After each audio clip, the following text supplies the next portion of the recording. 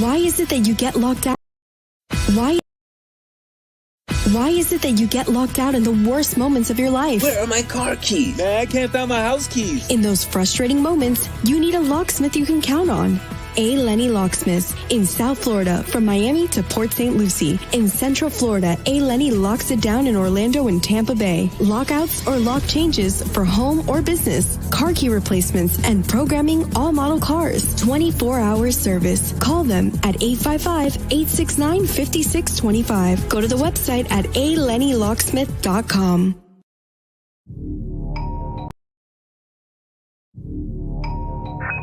I think I know what this is.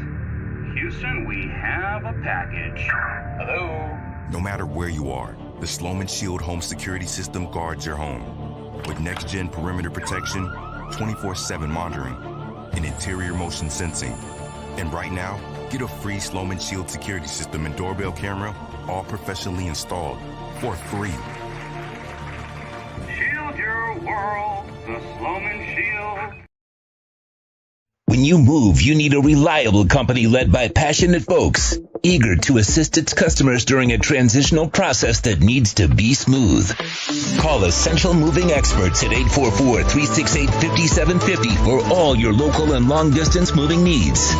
You can rely on Essential Moving Experts. Mention the Big O Show and get $150 off.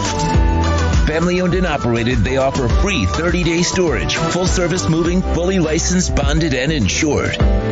Moving was never so easy. EssentialMovingExperts.com.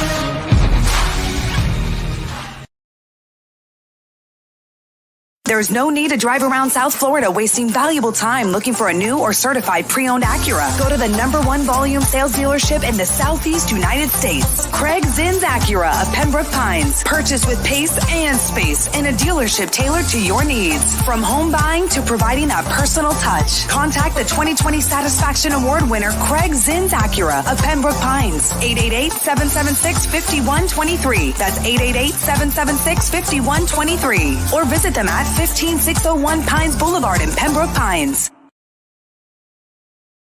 The viewpoint, statements, or beliefs expressed on the following program by the host, guests, or callers are not necessarily the opinions of FantasyXS.com, Media Group Inc. ownership, management, sponsors, or website.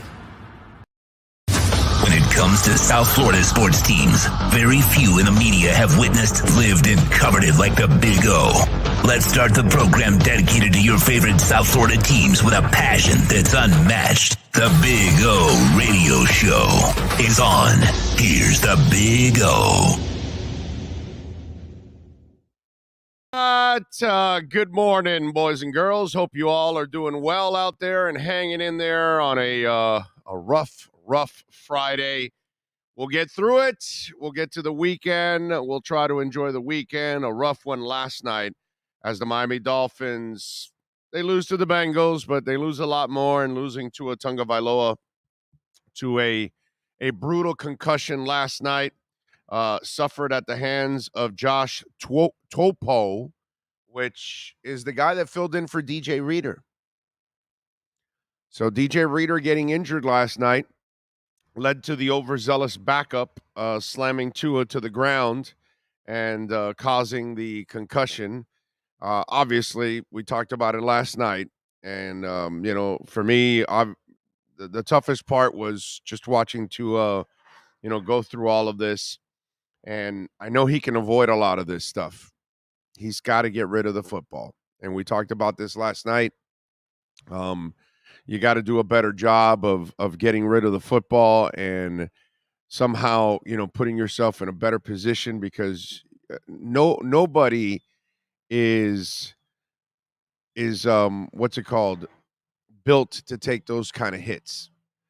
And you've got to be better in taking care of yourself. And Tua has got to drop the hero ball stuff, and it's going to cost him. And we talked about this last night.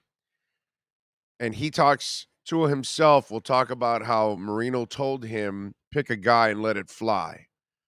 And he's done a marvelous job of that because he'll pick a guy and let it fly. And it's worked out really well here in the first couple of weeks. And he put some passes yesterday that were also just absolutely sweet. But one of the great things that Marino also did was when he knew the play was about to die, he also let it fly. And Tua has to have a better sense of that. He has to have a clock in his head that he can't hang out there for 5 seconds. And he has to have a clock in his head that if the play is not there, then get rid of it because someone is coming.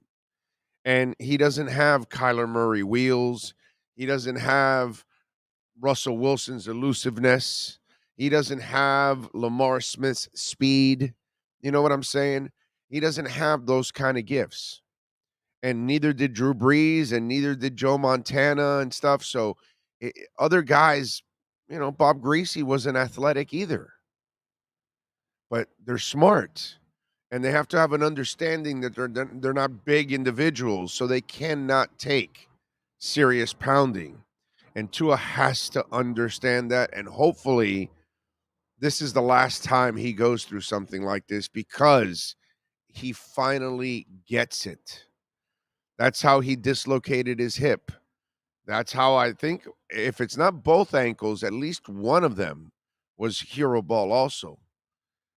And he's suffered lots of injuries because he continually hangs on to the ball trying to make a play. And he has to think about himself first, because by thinking of himself, by the way, he's thinking of his team. That's what's going on. So if you take care of yourself and you live for another play, then you're there for your team. My Lord, dude, you've done 4th and 7 and 3rd and 22 in a short amount of time.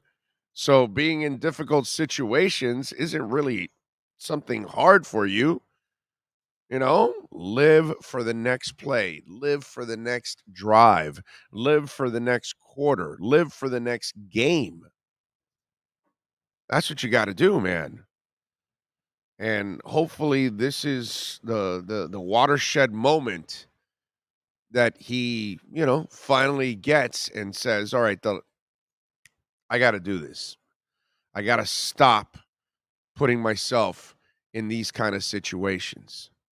And hopefully that'll be the case for Tua from here on out, that he learns from this situation, and that's the important part. Let's just let's pray for the best. And let me tell you, it's already a good sign that he was clear to get out of the hospital and fly back with his team. One thing that, and look, this is our society. We can't do anything about the conspiracy theories. It's all over the place. We got people who still think the election was rigged, which is just so stupid. There's zero proof, and, but this is the world we live in, the conspiracy theory world, and everything's a conspiracy theory. So now let's go after the medical staff in Cincinnati. Let's go after the independent doctor from last Sunday.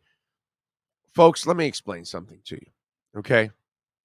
These are medical professionals. Their licenses are on the line.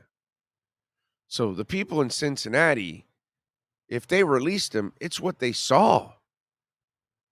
And if something was misdiagnosed, well, that's a whole different ballgame, and we're going to have to find out.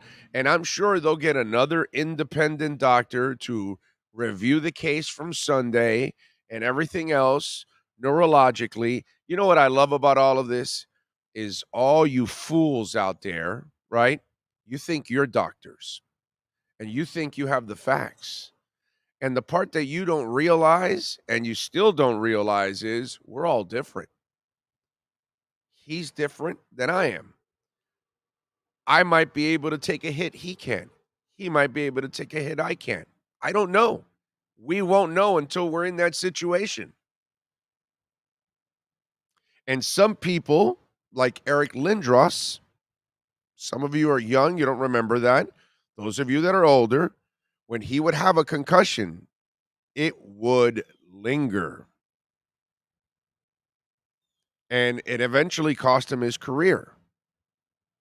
Well, there are other guys that get concussed and they're out of it within a couple days, a week. We're all different, dude.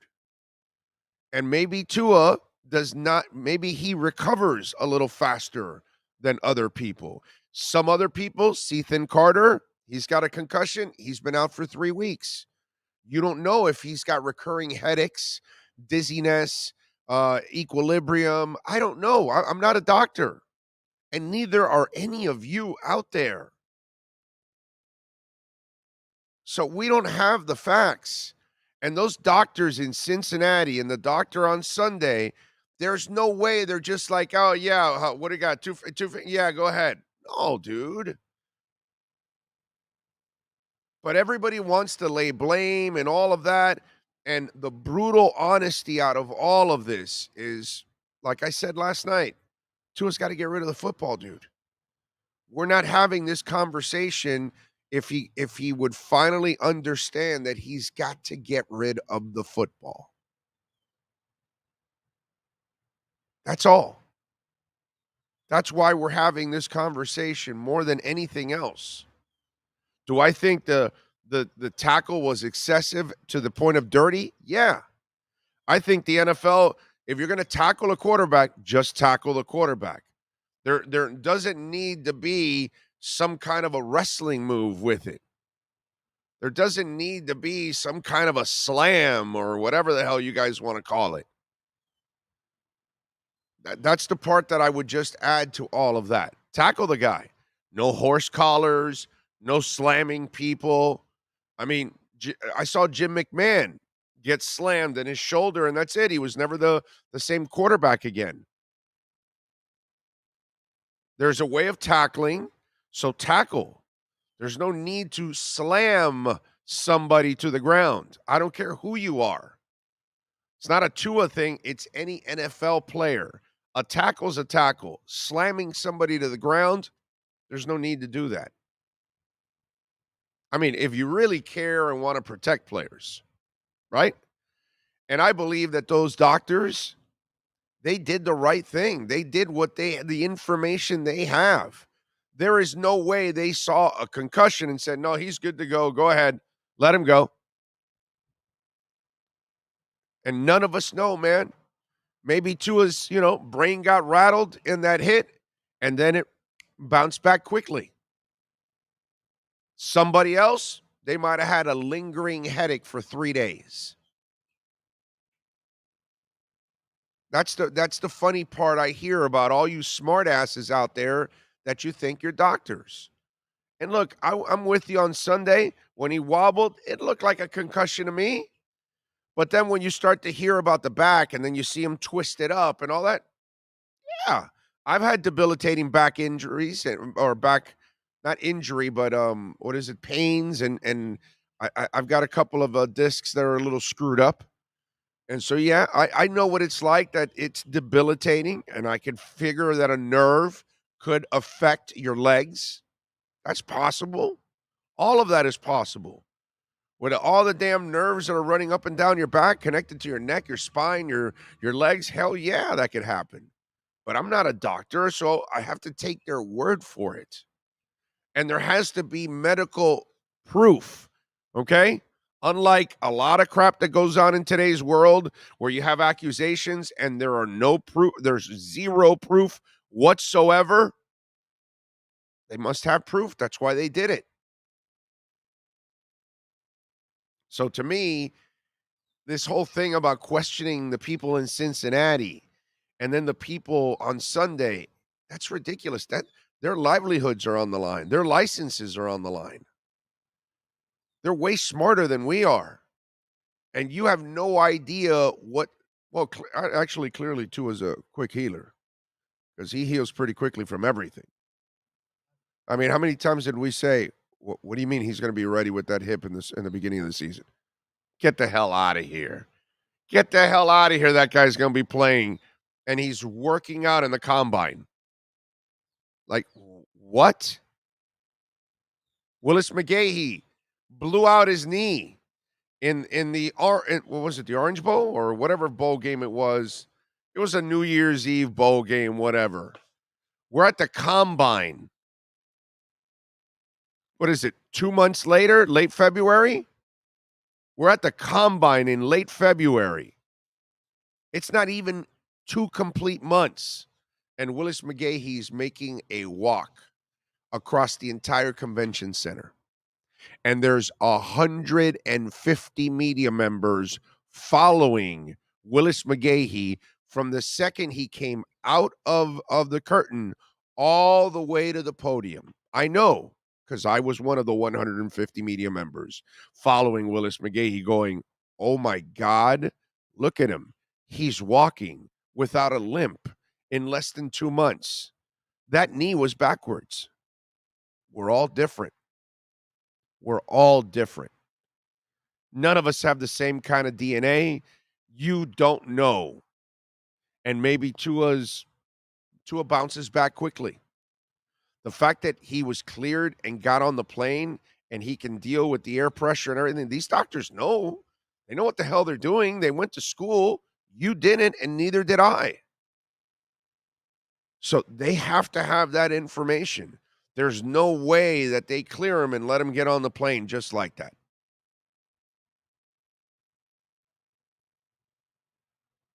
So until I find out that there's some kind of Brett Favre shadiness to this whole thing, then okay, then I'll say, all right, now we know. But outside, I doubt a doctor is going to put their entire license and everything that they've worked for a week paycheck from the NFL. What are they getting? A couple $1,000 for the consulting for that night? That's not worth a lie. That's not worth their entire profession. Come on, man. Use your head. People in Cincinnati are not going to put their reputation at risk and just, well, we don't care. He's not a Bengal. He's a Dolphin. Yeah, go on the plane. We don't care. They're not going to do that. They don't give a crap where that guy comes from. That person walked into that building for care, and they're going to take care of everybody the same way. And if they didn't think he should be on that plane, they would have told him. And they would have explained why, and they would have told his parents, and they would have told everybody else on the Dolphins, and he wouldn't have been on that plane. But the fact that he was on that plane, no matter how bad it looks. I had a grade 2 concussion. A week later, I was driving a 24-foot U-Haul across the country with a car of mine on a flatbed behind the 24-footer. So I was driving easily, I don't know what, close to 40 feet for 3,000 miles from Miami to San Francisco. So, I mean, it's just, it gets to a point where I hit the camera, by the way. I'm sorry. I knocked it the other way. I hit it with my foot. Ah, damn it. What can I tell you?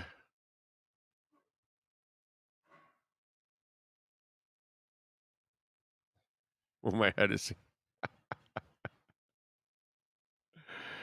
Oh, man. Anyway. Mila says players should be held accountable if. Let me see something here. Hold on a second. All right. We are waiting for Marcel. He's going to call us in a second now here. Players should be held accountable. If you want the league to protect you as a player, then you as a player must do everything to protect other players too. Don't complain about safety then. Yeah, that is true. That is true. David says, last night was the scariest thing I've witnessed as a Dolphins fan. Football seems trivial this morning, and to think his parents were there and had to witness that. Just want Tua to get better. So do I, David. That's all I want, man. Just Tua to get better, get back on the field, and lead the team, and because you're 4-0 today if Tua's in that lineup. Miami wins that game. Like, there's no doubt in my mind Miami was the better team. It sucks. David, thank you for the super chat. I appreciate it. We appreciate it. Anthony says, Big O, the defense played incredibly yesterday. Do you agree? I give them an A- with X being out and the defense is taking it to new levels. They're trying, man.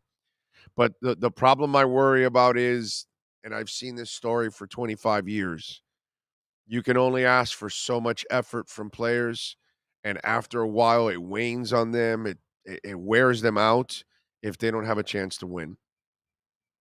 And without Tua, you don't have a chance to win. That's the part that absolutely sucks. It's a mission to win any game from here on out, no matter how shitty the team is in the NFL, because you lost Tua. And now Mike McDaniel will have to change up the offense a little bit for Teddy Bridgewater. It's going to have to be a game inside a box. There's going to have to be a lot of quick, short passes. I would imagine the running backs are going to become bigger receivers in this offense. It's just, you talk about dink and dunk. Boy, it's going to be all about dink and dunk now. It's going to be a tough one until you get Tua back. And I don't know how long he'll be out. It doesn't seem like it's going to be that long, but it'll have to be a few weeks out of precautionary reasons. But I would figure somewhere in the 3-week to a month range at least. You got to give him, after what happened on Sunday, even if it wasn't a concussion, the fact that he still had to deal with an injury, and that's why you activated a third quarterback in that game, because you knew he had the back issue, and then he gets this. Even if neurologically he checks out, you're going to have to take some precautionary steps here and give him still an extra week or two to kind of relax and heal up a little bit, and especially with the back. So it sucks, man. Absolutely sucks. The Jesse says, you can't tackle QB with full body weight. You should not be able to go for the kill when you have him down to his knees and play was dead. Should have been a flag at the very least. Yeah, no, there should be a flag. That should be fined. That should be illegal. You should not be able to body slam players. Body slamming is not tackling. That's body slamming. Tackle the guy. Don't body slam the guy. There's no reason to do that. But you're the backup. You're filling in for DJ Reader. You want to impress people. There you go.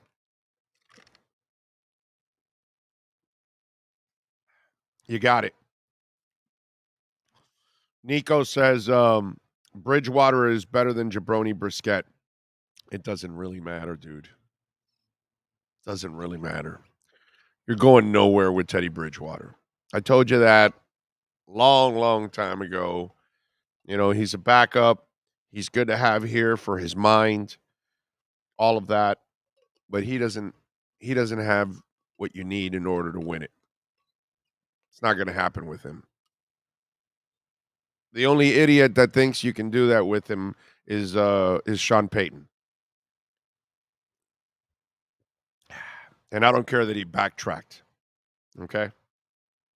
You made your bed, Sean. Now you're lying it with me. You want to think Teddy Bridgewater is better than Tua? You go ahead. You lost all credibility with my ass on that one. You're done in my book. You got your little championship. Get lost and move off into the sunset. We don't need you here in Miami. There is no hate for Brissett or Teddy. Let's be real. You're not winning with those guys. No, it has nothing to do. How can you hate Teddy Bridgewater? And Jacoby Brissett is a nice guy. He's harmless. He's just not very good. That's all. So that's all. Yeah, the silliness with Skyler is just, whatever.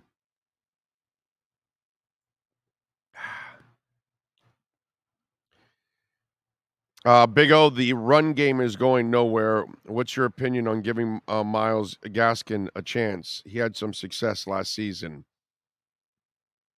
They popped some runs yesterday, dude. But Myles Gaskin is not the answer. Never has been. It's a backup. It's a terrible suggestion. Let's go. Let's get the Edge. MyEdgeDrink.com. Can't get it in stores, baby. You want the best energy drink on the planet. Delicious, smooth, and zero aftertaste. You go to MyEdgeDrink.com. Use our code Big O. You will get 10% off. It is time to get the Edge with Marcel Louis-Jacques.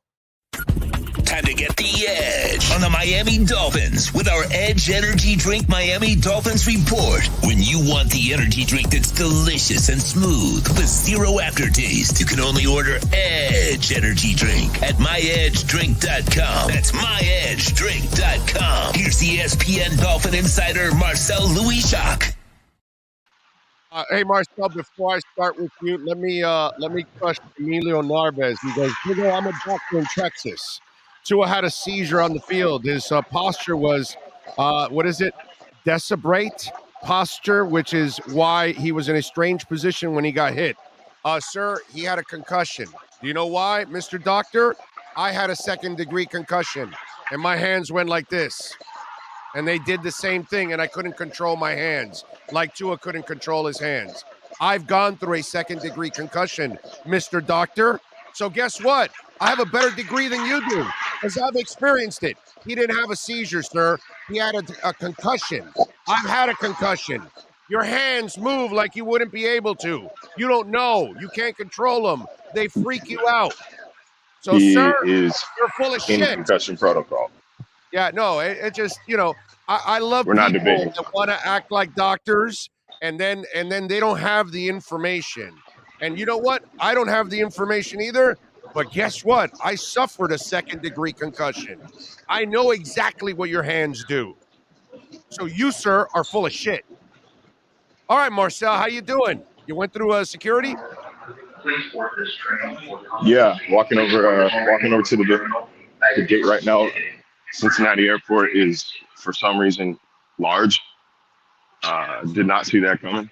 I thought it would be like Buffalo or Kansas City size, where you just kind of casually stroll up. But there's at least 3 moving walkways before I even see a gate. So got a little bit of time here. But all right, so long night, man. Trust me, bro. Long night for all of us. Talk to me about last night. Your thoughts on what happened and how would you move forward as the Dolphins? Well, I can start with the second one, how you move forward. That's very easy. Mike McDaniel said they went above and beyond in bringing him back from Sunday.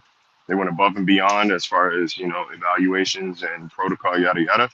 Go above and beyond that. Go above and beyond that, and then whatever level you're at, go above and beyond it one more time. Err on the side of caution. Do not play Tua against the Jets. I don't care if he can pat his head and rub his stomach at the same time. The optics are bad. Do not play him against the Jets. It's the Jets. If you can't beat the Jets with your backup quarterback, you have bigger problems. You never want to lose a guy to injury, and you definitely never want a guy to be injured like that. This is the portion of the schedule where you could maybe stomach being without one of your top guys from a purely football standpoint. With the Jets coming up, with the Vikings, with the Lions, all coming up within the next 4 weeks. Steelers on Sunday Night Football in a few weeks. That might be, we'll see if Tua's ready by then or not. But this is a case where you have to show an abundance of caution, to the point where I want Tua, if I'm Mike McDaniel, if I'm the team physician, I want Tua mad at me. I want Tua to not want to talk to me for a few days. He's so mad at me because I'm not letting him play. The optics of this are just bad. They're just bad. And while I'm still of the belief that this team would not put him on the field with concussion symptoms, that they wouldn't sweep it under the rug, they wouldn't bury it. It's scary, man. It's scary. And like, I'm not gonna act like I have all the answers. I'm not a doctor. It's been a little frustrating over the past 12 hours or so, with people demanding that we demand an explanation or that we ask them why they didn't do X, Y, Z, as if we haven't asked every freaking question under the sun for the past few days. But ultimately, man, no doctor that actually evaluated him is going to say anything about the process to us. They're not going to share that with us. We have to take their word for it right now. We have to take their word for it that they're doing every step possible. And if it comes out that they're lying, then they will be buried accordingly. But we have to take their word for it that they are doing everything in their power to make sure that his health is prioritized. Listen, I was a little surprised that he flew back with the team last night. But again, my degree is in broadcast journalism. It is not in neuroscience. So I'm not going to get on Twitter or hop on my keyboard and act like I know better than the area's only trauma 1 center, level 1 trauma center at UC, University of Cincinnati, NC. So I'm with you. That's where we're at. I'm with you, Marcel. Look, my problem with all of this is these doctors, even the independent doctor on Sunday, what's he getting paid? A few $1,000s to be there? 4, 5, 6,000? Do you think it's worth it for him or her to lie about, oh, no, yeah, he's all right. Just, put him back out on the... No, dude, their license is worth a lot more. They worked their asses off to get here. And in Cincinnati, that's a trauma center, dude. I mean, give me a damn break. And here's the other thing that people, just like Mr. Narvez, who thinks he's some kind of a doctor from afar, we're all different, dude. You're too young for this, but Eric Lindros was a hockey player. And when he would get a concussion, it wasn't normal like everybody else. It would linger forever. And then there are some people that they get concussed and within a couple days or a week, they're fine again. And these are things you cannot control because our bodies are different. And by the way, I think Tua's already proven this. Okay, because when he blew out his hip in late November, and they told you that he was going to work out in April, you're like, get the hell out of here. And what he's going to be ready to play football in September? Oh, come on. So he healed faster than you expected from a blown hip, dude. So this is something that some it's serious, people, man. Right? But while it's serious, we can't answer the neurological side of it because we don't have the proof. And some people it's not one size fit all. It's not one size fit all. Also, I made the mistake that I will not do for the remainder of this conversation and peeped at the comments. I don't know where Murphy is getting to hate from out of anything I just said. But if me wanting to keep this man who was just knocked out on national freaking television out for as long as possible, if that makes me a hater, then bro, dial me up. I'm a hater, man. Make t-shirts. You're responsible. Make t-shirts. That's a ridiculous thing. Go to my damn Twitter page. The pinned profile, the pinned tweet is an entire feature lauding Tua's work over the offseason. You're an idiot. You're an idiot if you think anybody's hating on Tua for saying, I want them to take their time with bringing him back. You are an idiot. I've never taken that strong of a stance against a single person in my life on this show, but that is the dumbest thing I've read in the comments, and I'm going to avoid them for the rest of the way. You're good. Yeah, You're man. good. Don't worry about it. It's not one size. It's not one size fit all. It's not one size fit all. It's not like you tear an ACL, and even no injury really is, but it's not like you tear an ACL. Okay, 6 to 9 months recovery time, roughly. Oh, you tore an Achilles, 10 to 12 months recovery time, roughly. Like there's estimate. There's no estimate. Seton Carter's been out 3 weeks. Right. Seton Carter's been out 3 weeks. We don't know when he's coming back. Right. So it's a. Again, you err on the side of caution. Yeah, man. These people are professionals, man. They must know what the hell they're doing. And neurologically, he must have met every standard that they needed. And they said you were all right. And what else are they going to do at that point? They can't do anything else. I don't believe there was any malicious intent, any irresponsibility, or anything like that, that they were trying to hide any information and put Tua back out there. To me, that makes no sense. That's not in Chris Greer's DNA. I don't think that's Mike McDaniel's DNA. I just don't think that the people around him are programmed that way, that they would just discard this person's health and put everything at risk. So to me, it's just about bad luck. And really, in the end, Marcel, Tua has to learn to get rid of the football, dude. That's Yeah, really it was. the He biggest just problem in his life is that. That's how he dislocated the hip. He's got these 300-pound guys chasing him, and dude, get rid of it. And he doesn't. He hangs on, and we've seen it before with him. And last night, he had plenty of opportunities to get rid of that ball, and he kept hanging on. And he's got to learn that he cannot afford to take these kind of hits. no, and obviously that was not a. Obviously, the first one, the Milano hit, that was kind of a freak occurrence. That wasn't his fault. Right. Last night, there's a little bit of, never say die in his play, but he was just trying to make a play. I can't necessarily fault him for that. I'm not going to lie to you, man. I did not look at. I have no idea what that play looked like downfield. I have no idea what receivers were there. I have no idea who was downfield. I have no idea what was developing. I don't know. I didn't look. I didn't look. I'm going to be super honest. There has to be a clock in his head. I've held it too long. Get rid of it. And you know what? The next time he's on a podium, I'm going to ask him about this myself, because he likes to quote Dan Marino and saying, pick a guy and let it fly. Well, Dan Marino was the best at this. When the play was going to die, he also let it fly. And he was great at that. And Dan never took hits.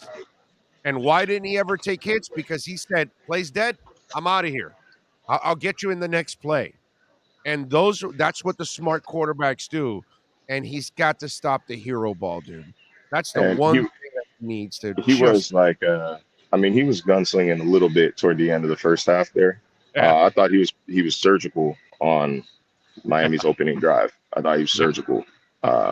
Should have been it in a touchdown. Is a bad drop. That pass he put in between like 5 dudes. That was and I mean, shoot, the ball right before the interception was about as good of a ball as you're going to see. Got ball to Edmonds. Again, was on target. Should have been caught. But he was gunslinging a little bit toward the end of that first half. But I'm gonna, more often than not, I'm gonna give Tua the benefit of the doubt when you're trying to sidestep a nose tackle. I'm gonna give him the benefit of the doubt to be able to break free of that. Like, it's what he's been doing for the past 2 years. He generally has avoided big hits over the past couple of years because he's able to spin out the pocket. I'm not sure how he got caught there. I think it was a good play. Being able to wrap him up was a good play. And it's football. I don't know if I can necessarily blame him for how he brought Tua to the ground. And I'm sure he feels awful this morning. And I'm sure that his coaches are telling him, look, man, you didn't do anything malicious. You didn't do anything. I thought it was Milano's push. A tackle is one thing. A slam to the ground is another. And I think it's just a size and strength difference there. I think it's a size and strength difference there. But if it's not like he was trying to slam the guy's head on the ground. I thought Milano's push had more malicious intent than last night's sack. Yes. He really made a football play, and I hate even having to look at it from that perspective. But I didn't see anything dirty about it. I think it's football. It's unfortunate, but it's football, and sometimes that happens, as horrible as it is. I don't think there's anything anybody could have done differently besides, like you said, if he threw it away instead of scramble. But I don't want to live in hindsight land here.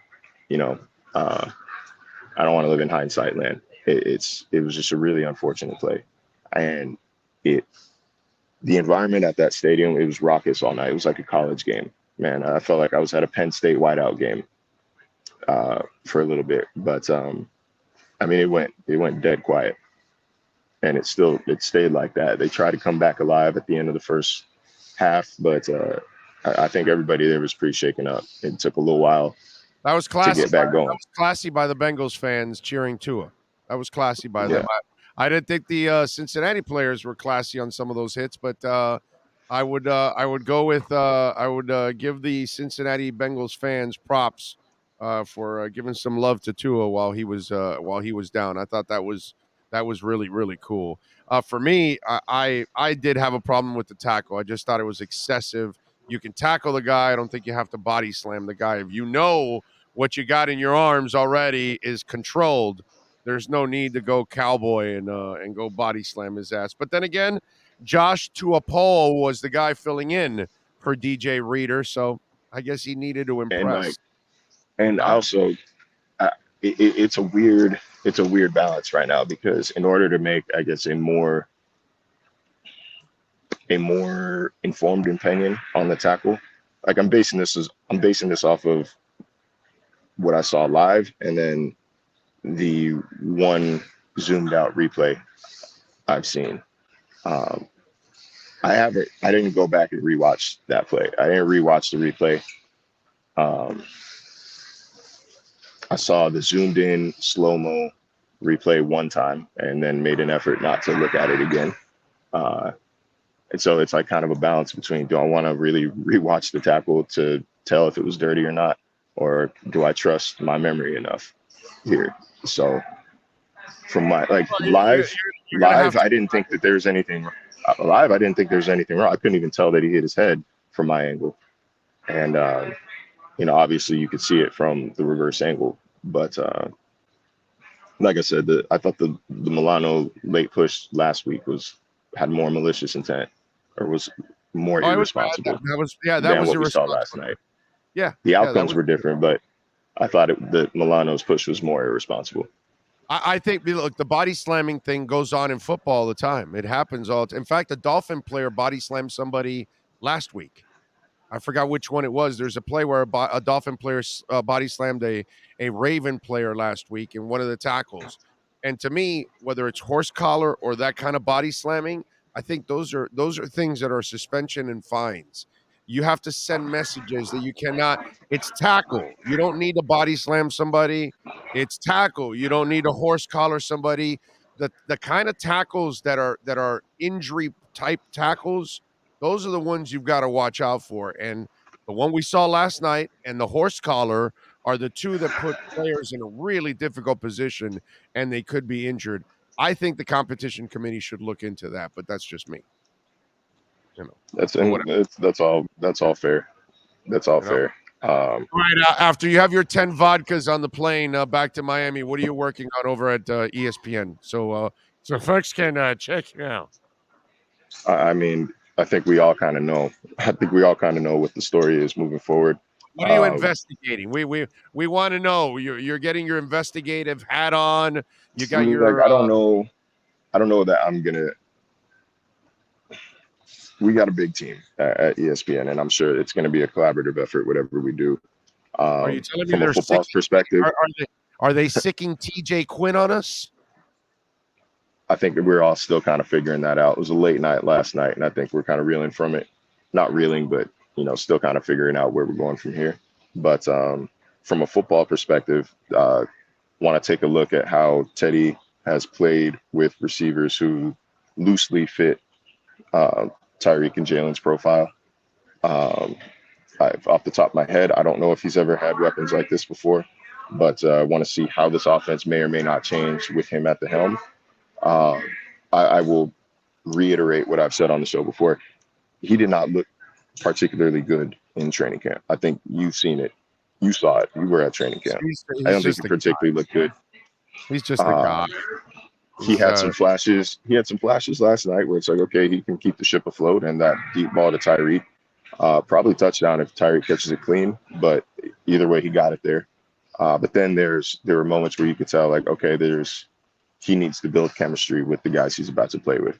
That the interception to Gesicki, good look, bad throw.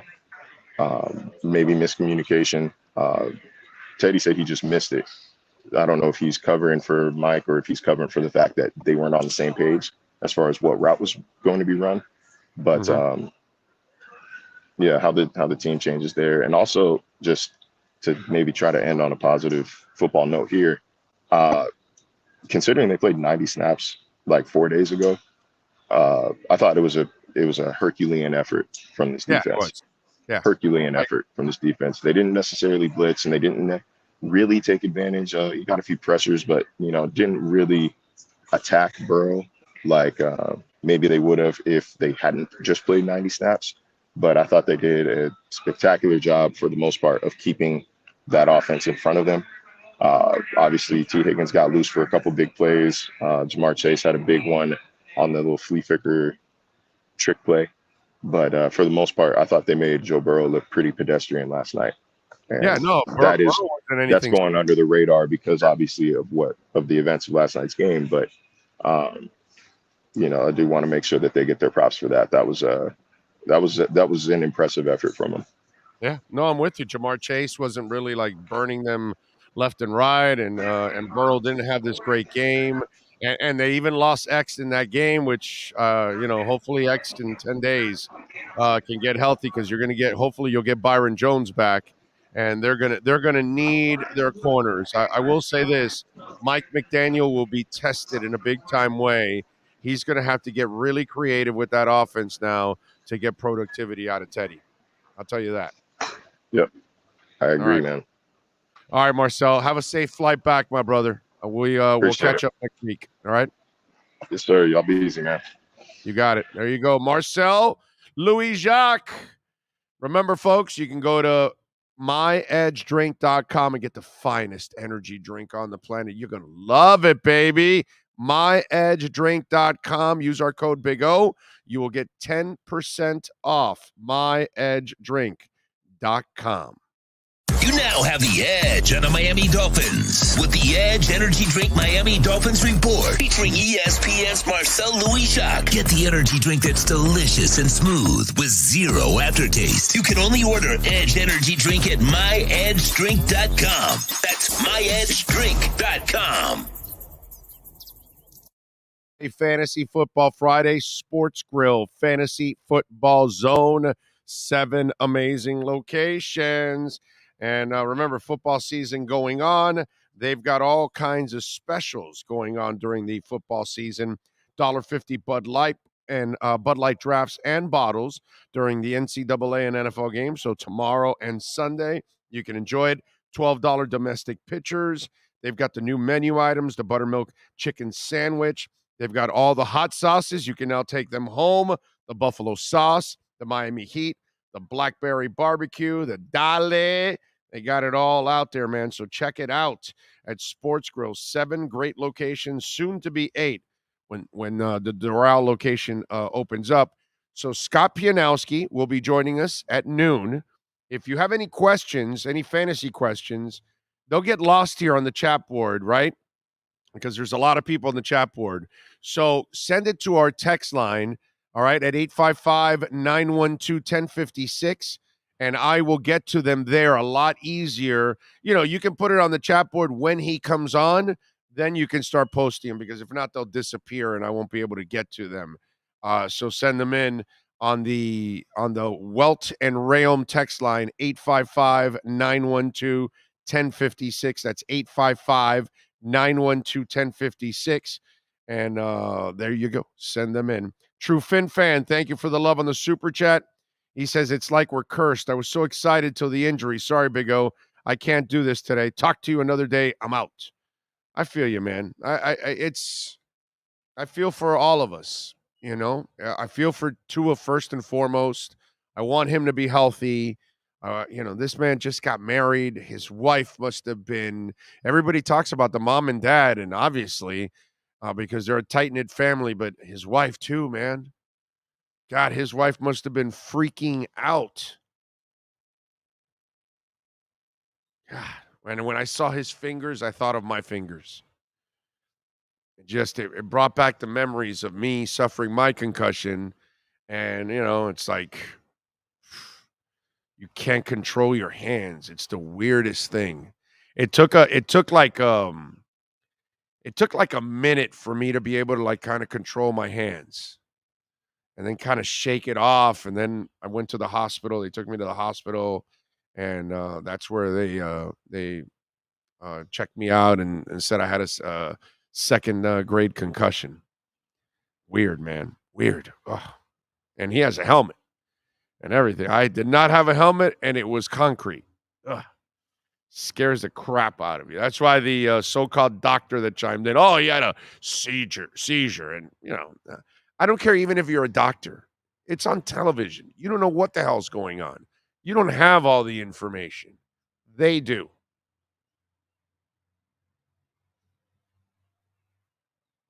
Derek says, ugh, I'm so sad, y'all. I was so pumped for the season. Now it feels like the same old Dolphins. We can never catch a break. I'm sure some Bills fans are happy. It's what it feels like. It feels like you never get a break as a Dolphins fan. And I don't blame anybody for feeling like that. It's depressing. Manny Navarro, by the way, will join us at the top of the hour. And then at 11:30, Joe Shad will join us. Scott Pianowski will stop in at noon, and Cameron Wolf will join us at 12:30. So we got a bunch of guests still set to join us. We'll talk to Manny, see what the hell is going on with the Miami Hurricanes. We'll find out at 11, just to change a little bit the subject. And I do want to remind you that on the North Carolina game, which is October 8th, I believe, we now have a new home for our Canes pre- and post-game shows, and it'll be Walk-Ons in Kendall. So if you want to go check out and great food. Wow. I mean, I order from there all the freaking time. I live a couple blocks away from that Walk-Ons. Okay? So I'm like, when Al, because Al Caballero is one of our sales guys, and he does an excellent job. And when he goes, hey, man, Walk-Ons is interested. Walk-Ons? I said, the one in Kendall? And that's really the only one in South Florida. They have one in Kissimmee and Orlando. The manager here is also the manager for all of those. And so he told me, and I go, dude, I go there all the damn time because it's right down the street. Drew Brees, by the way, Drew Brees is one of the owners of Walk-Ons. Okay. So, and they got really good food. Really good food. I don't know what that fish is called. Let me go to the app, because I have it on my app. I have all my recent orders, and see, and it's all loaded because I order all the damn time from Walk-Ons. And let me see what those are my Gator Bites. The Gator Bites there, by the way, they do a really good job with the Gator Bites. Where is it here? It's the boneless wings. My wife loves the boneless wings.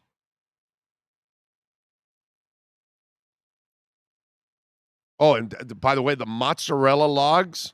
You know how they call them mozzarella sticks everywhere else? At Walk-Ons, they've got something called mozzarella logs. Dude, they're huge. Wait till you have them.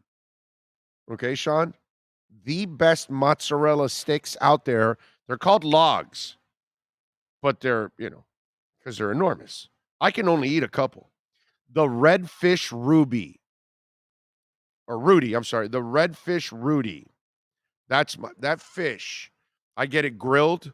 Oh, my God. The seasoning on that redfish Rudy is awesome.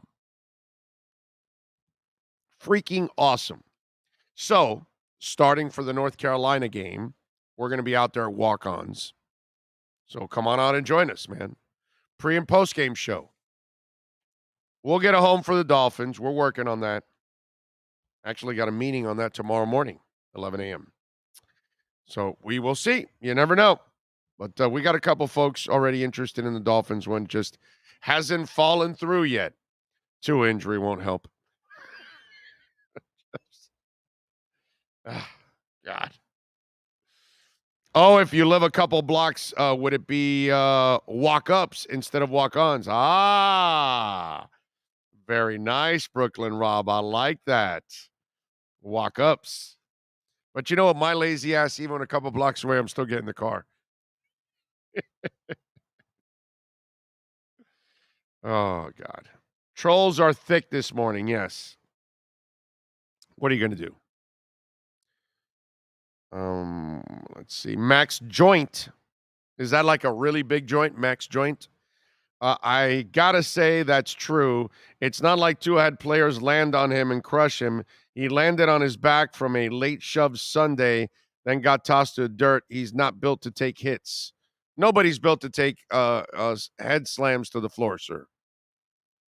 Okay? His head slammed on the floor when Milano pushed him. Nobody is built for that. And a 300-pound defensive tackle body slamming you to the ground, nobody's built for that. Now, does he have the kind of body that should be taking that kind of punishment? Hell no. Hell no. I will agree with you on all of that. But in the end, it comes down to one thing and one thing only. Tua must be more responsible with his body, with his team, with the franchise, with his family. He needs to take care of himself. He's not taking care of himself. He's not looking out for number one. Literally. Not the number on his chest. He's not looking out for himself. He is too selfless. He needs to be a little selfish. Because if Tua's selfish, the Dolphins are better. If Tua's selfish, he's on the field.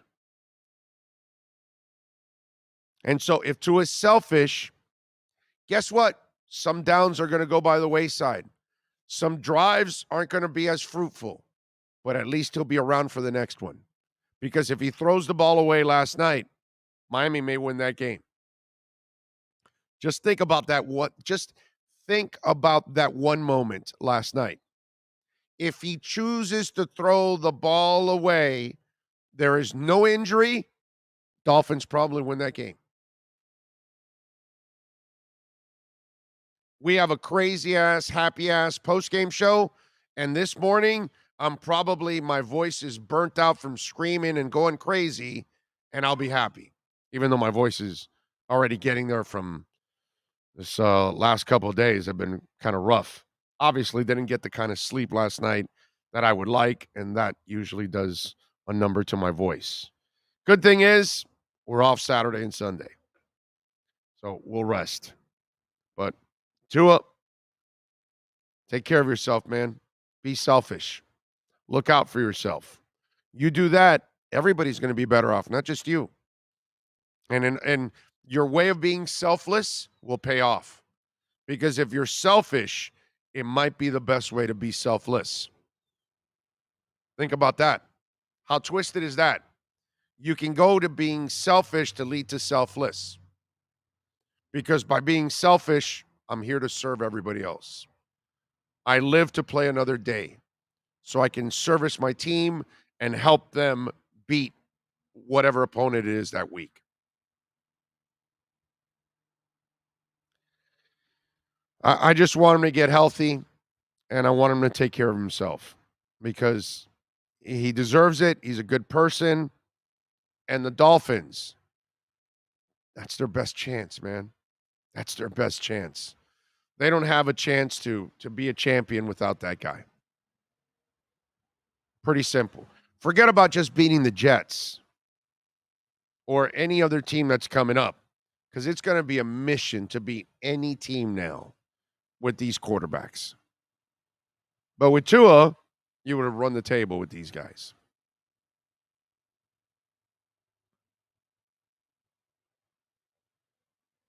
All right. Let's do that. Big O, I'd rather take an international grounding, grounding penalty than the hit Tua took. Live to fight another play. Hope he learns it from this. That's right. Dawson says, my sleep last night was not great. Yep, rough one. All of us, man. Definitely we would have won if Tua was in the game the whole way. The Bengals necessarily were not that great last night. Bengals were beatable, very beatable last night. Bengals aren't shit. Bengals beat the Jets and a Dolphin team that lost Tua and X. Please, give me a break. The Bengals aren't shit. They're not going anywhere. That's for sure. I am not impressed with that team at all. They won't even make the playoffs.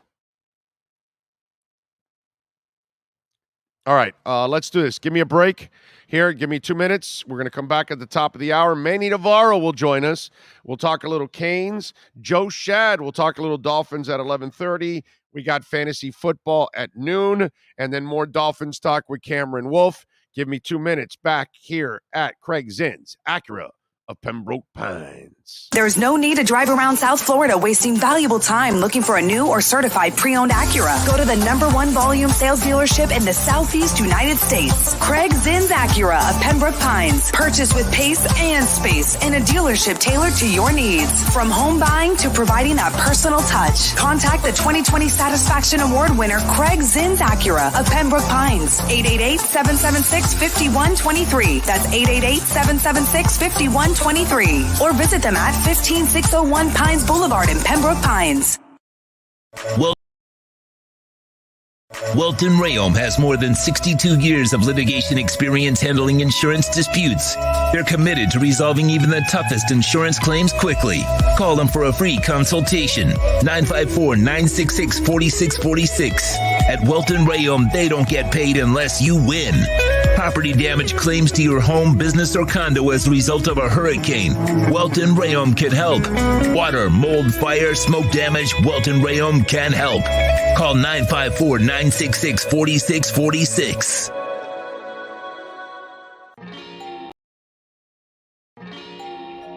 Oh, great. You have a doorbell camera.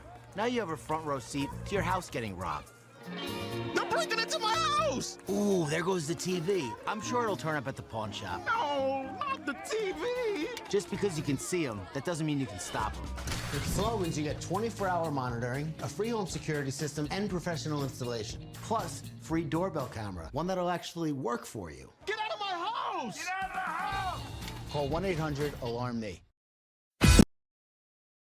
Why is it that you get locked out in the worst moments of your life? Where are my car keys? Man, I can't find my house keys. In those frustrating moments, you need a locksmith you can count on.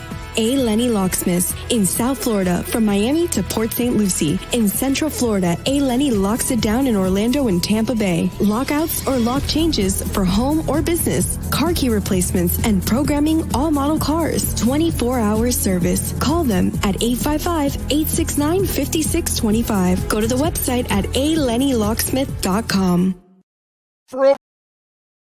For over 16 years, EJDconstruction.com has provided South Florida residents quality craftsmanship, accurate project management, and exceptional service. That's why EJDconstruction.com is an A-rated member of Angie's List and the Better Business Bureau. When you're looking for the right custom home builder for additions or home remodeling, please call my friend Eric at 305-433-4843. That's 305-433-4843 for EJDconstruction.com.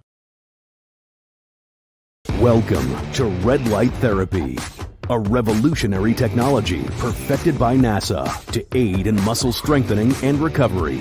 Red and infrared light has the capacity to penetrate deep into the cell's mitochondria, potentially leading to increased energy, faster recovery, and the optimal performance your body demands. Train, fight, recover.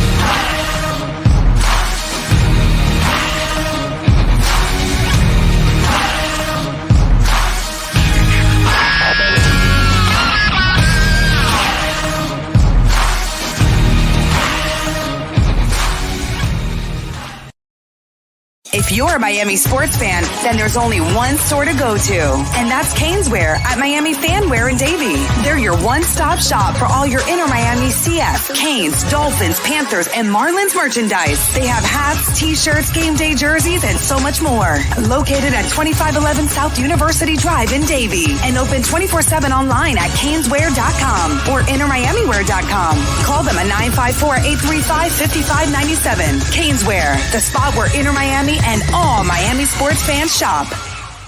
The viewpoint statements or beliefs expressed on the following program by the host, guests, or callers are not necessarily the opinions of FantasyXS.com, Media Group Inc. ownership, management, sponsors, or website.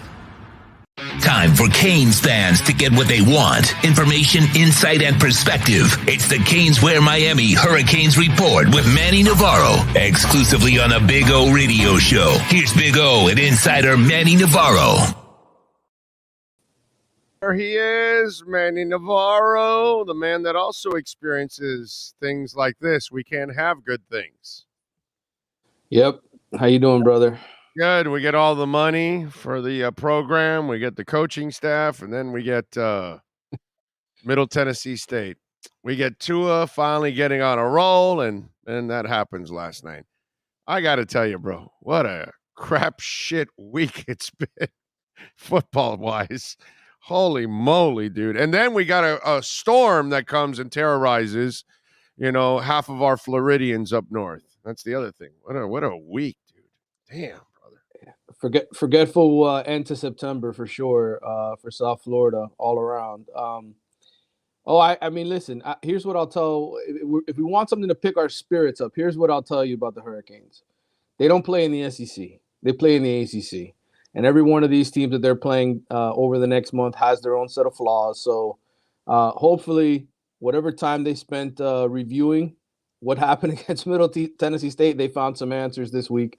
And the week off will do them some good to get healthy, too. Wait. I'm worried about the strengths of North Carolina and the flaws of the Canes. Oh, yeah.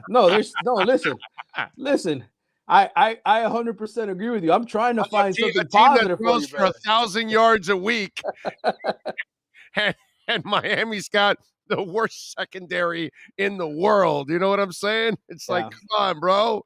A one-legged man can burn DJ Ivy for a 70-yard touchdown. Yeah, it's been rough. But what can you do at this point, man? You just got to hope that they play more zone defense at this point, right? Just keep the safeties over the top and limit the damage, man.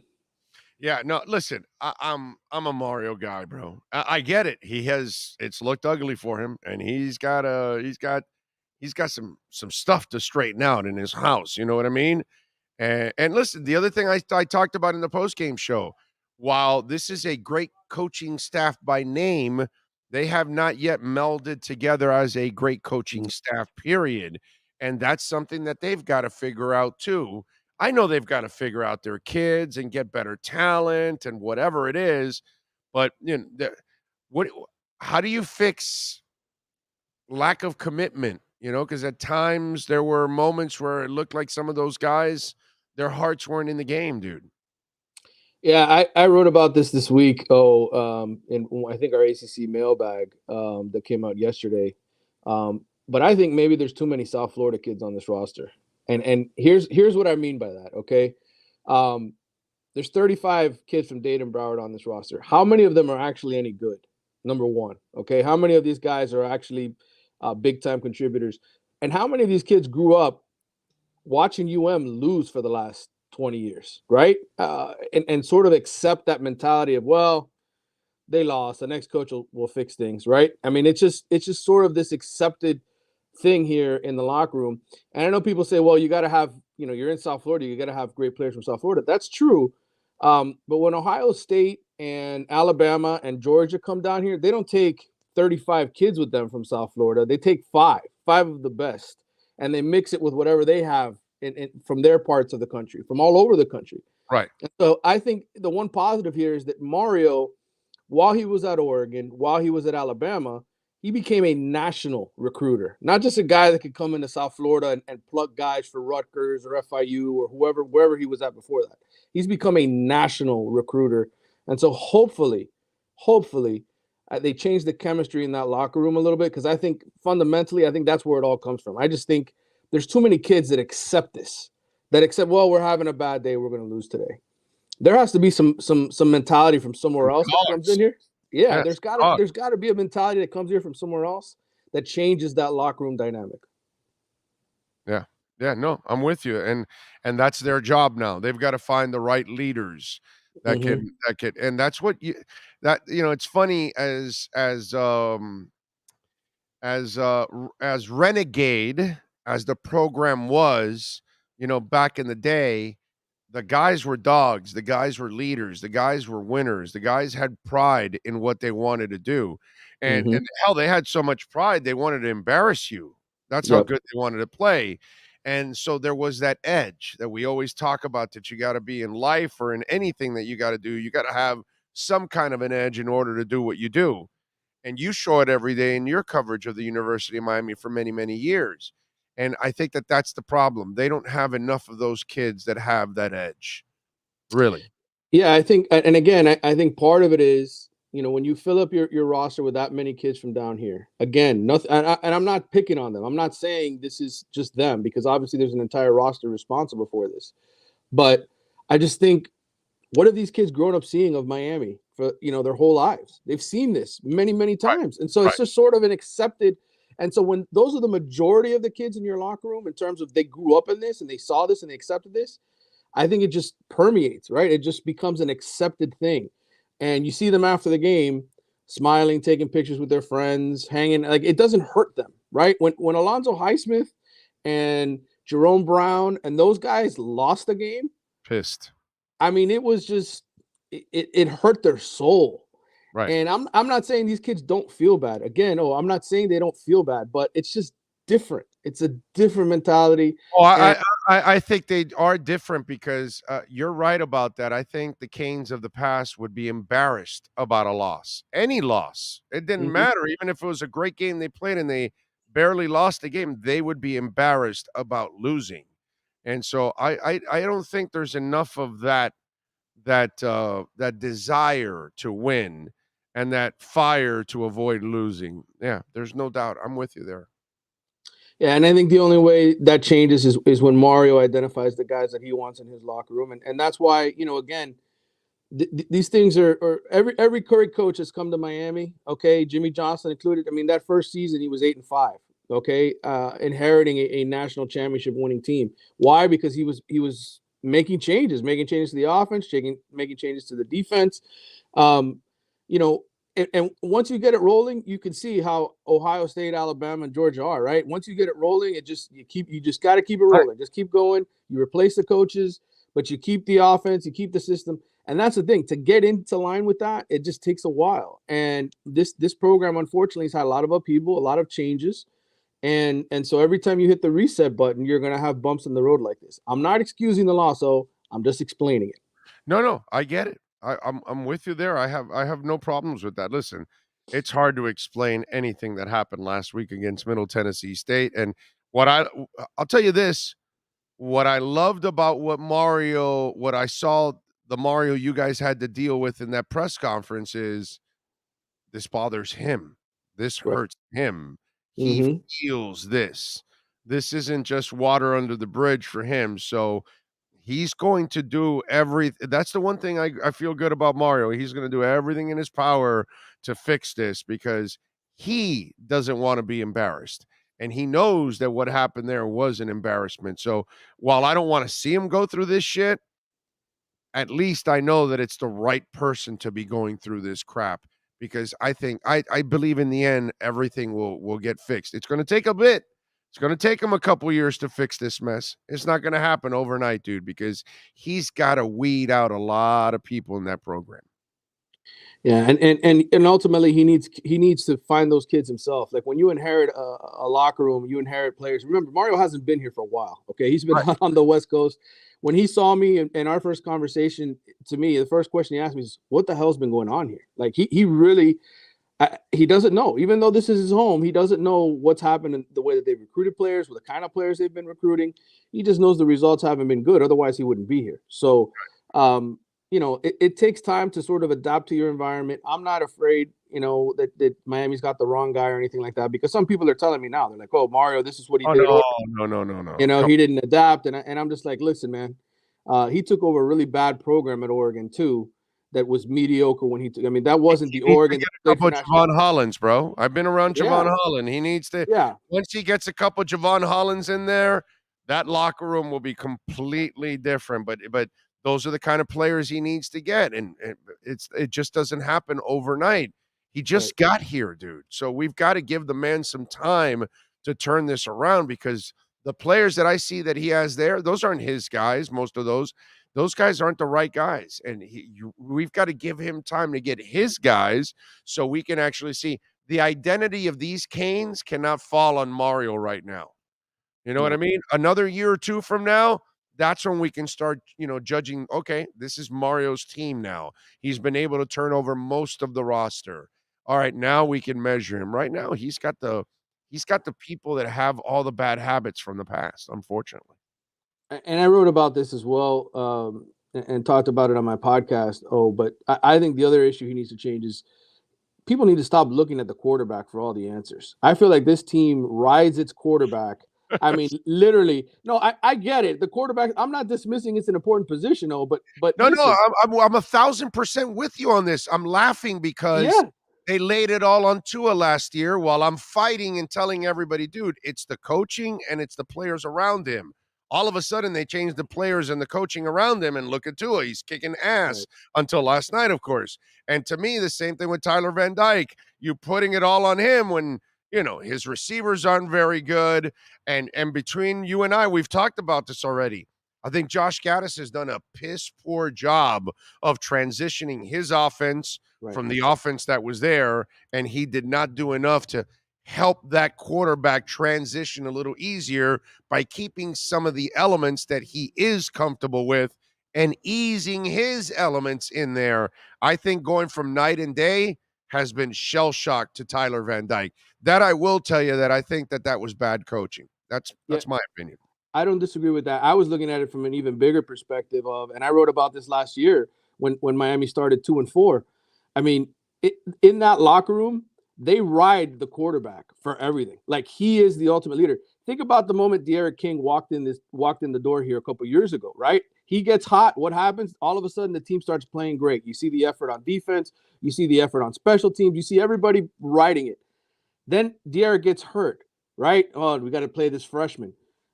The whole team, the spirit of the whole team was down. Like, they just weren't playing well in the beginning until Tyler started talking a little bit of junk, right? Before the NC State game, showed a little bit of, and they fed off of it. Now they're starting quarterback struggles again.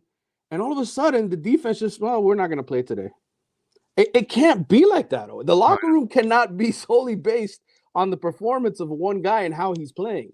And so to me, that's the culture that needs to change in that locker room. And just the last couple of years, I'm talking about, where, if the quarterback's not playing well, we're not going to show up today. We're not going to. Think about how many games has Miami won in the last 3 years between De'Aaron King and Tyler Van Dyke, where De'Aaron King and Tyler Van Dyke had a bad day and they still won the game. I can't find any. I can't think of any. Those guys have to light it up or Miami has no chance of winning. And so to me, that's what has to change. You have to learn how to win games when your quarterback isn't playing well. And that hasn't happened yet. Great point. Great point. All right, what are you working on in the Athletics so folks can check you out?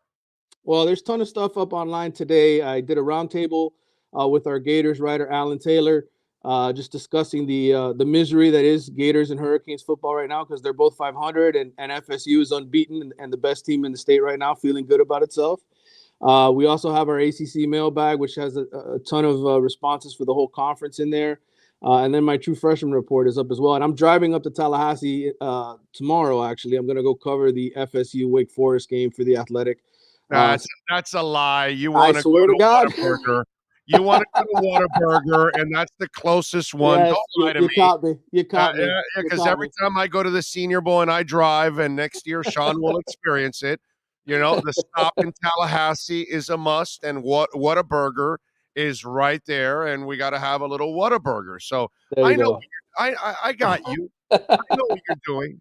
I know what you're doing. Well, I gotta check in on my parents every now and then too, and they live in St. Augustine, so I figured I'll stay with them tonight. Actually Saturday night as well. And do they have a Whataburger in St. Augustine? I haven't found one yet. Okay, because So from what if I I think, do, I'll report. the I'll report farthest to you. east, I think, is Tallahassee. I think. Right. I don't Right. think there's any in Jacksonville or Flagler Beach or Daytona or St. Right. Augustine or anything like that. I think Tallahassee is the farthest east it goes, unfortunately. Until we open up, you and me, we should open up one here in Miami. And we'll have all our shows there. Oh, that's what we'll do. We'll just you come through the drive-through, and we'll be there hosting. That's right. And Whataburger has those things where they have that whole extra section where you can like park to eat. So they can park, eat, and watch the show. Exactly. There you go. A drive-in podcast. How about that? That'd be unbelievable. That's right. And by the way, Tuesdays, you guys got to check out the State of Florida Gridiron Roundtable with Manny Navarro, with Ira Schofel from War Chant, and Kevin Brockway from the Gainesville Sun. So we do a good job there talking college football around the state. So we're having fun with that one. So make sure you check that out on Tuesday nights from 7 to 8 p.m. Manny, as always, my friend, have a great weekend. Thank you for taking some time. We will catch up next week. Take care. I'll see you soon. You got it. There you go. The great Manny Navarro, baby. And make sure you check out the State of Florida Gridiron Roundtable, man. Really, really good show. Emilio Hernandez says, Whataburger over In-N-Out all day. Wow. That's a strong statement, dude. I do love Whataburger. I can't lie to you. I do like Whataburger, but I love In-N-Out also. God, In-N-Out is so amazing. So delicious. There's a Whataburger here in Jacksonville. There is. Really, David? Oh, that's important, bro. Wow. Is Whataburger near the bus station? Are you talking about Tallahassee? Dude, I don't know. All I know is when I'm going to the Senior Bowl every year, we would stop in Tallahassee. That would be like that might have been my first stop. I think that's the first stop I make on the trip up to, unless you got to really pee real quick, but not eating or anything like that. We stop right there at Tallahassee, and then we drive across that boring ass Panhandle, and then get to because that Panhandle drive is really lame, dude. The only lamer drive in this country is across Texas. Oh my God, Texas is the worst drive across the country. I've gone from Miami all the way to California a couple times. And the 969 miles, I believe, of highway, what is it? I-10, right? I-10 is the one that goes all the way across. That I-10 corridor that goes through Texas, boring as hell. It's all like desert with mountains in the distance. It's all like just desolate. Boring, dude. Boring. Terrible drive. And the Panhandle of Florida is also a terrible drive. At least when you go through Mississippi and all these other states, yeah, you got the swamp and all that, but there's some bridges and stuff, so it kind of changes up a little bit. But the Panhandle that's a lame-ass drive throughout Florida. The Panhandle. Man, it is a long state. Holy shit, driving out of Florida is a pain in the ass. Really is, especially when you're going west, because you got to go all the way up the state and then across the damn And I want to say that the Panhandle crossing is like another 250, 270 miles. It's brutal, dude. Brutal. Big O Whataburger in Daytona by the racetrack. Really? Did you see the Whataburger by the when? No, right? I don't remember that. Wow. Did it twice across Texas and California. Stop over in Fort Stockton. Boring, huh? Wow, Daytona's got a Whataburger. Nice. So they are going east. Now, when are they coming south? That's the real question. When is Whataburger coming south? That's what inquiring minds want to know. Okay? That's how we roll. Peter German, by the way, thank you, sir.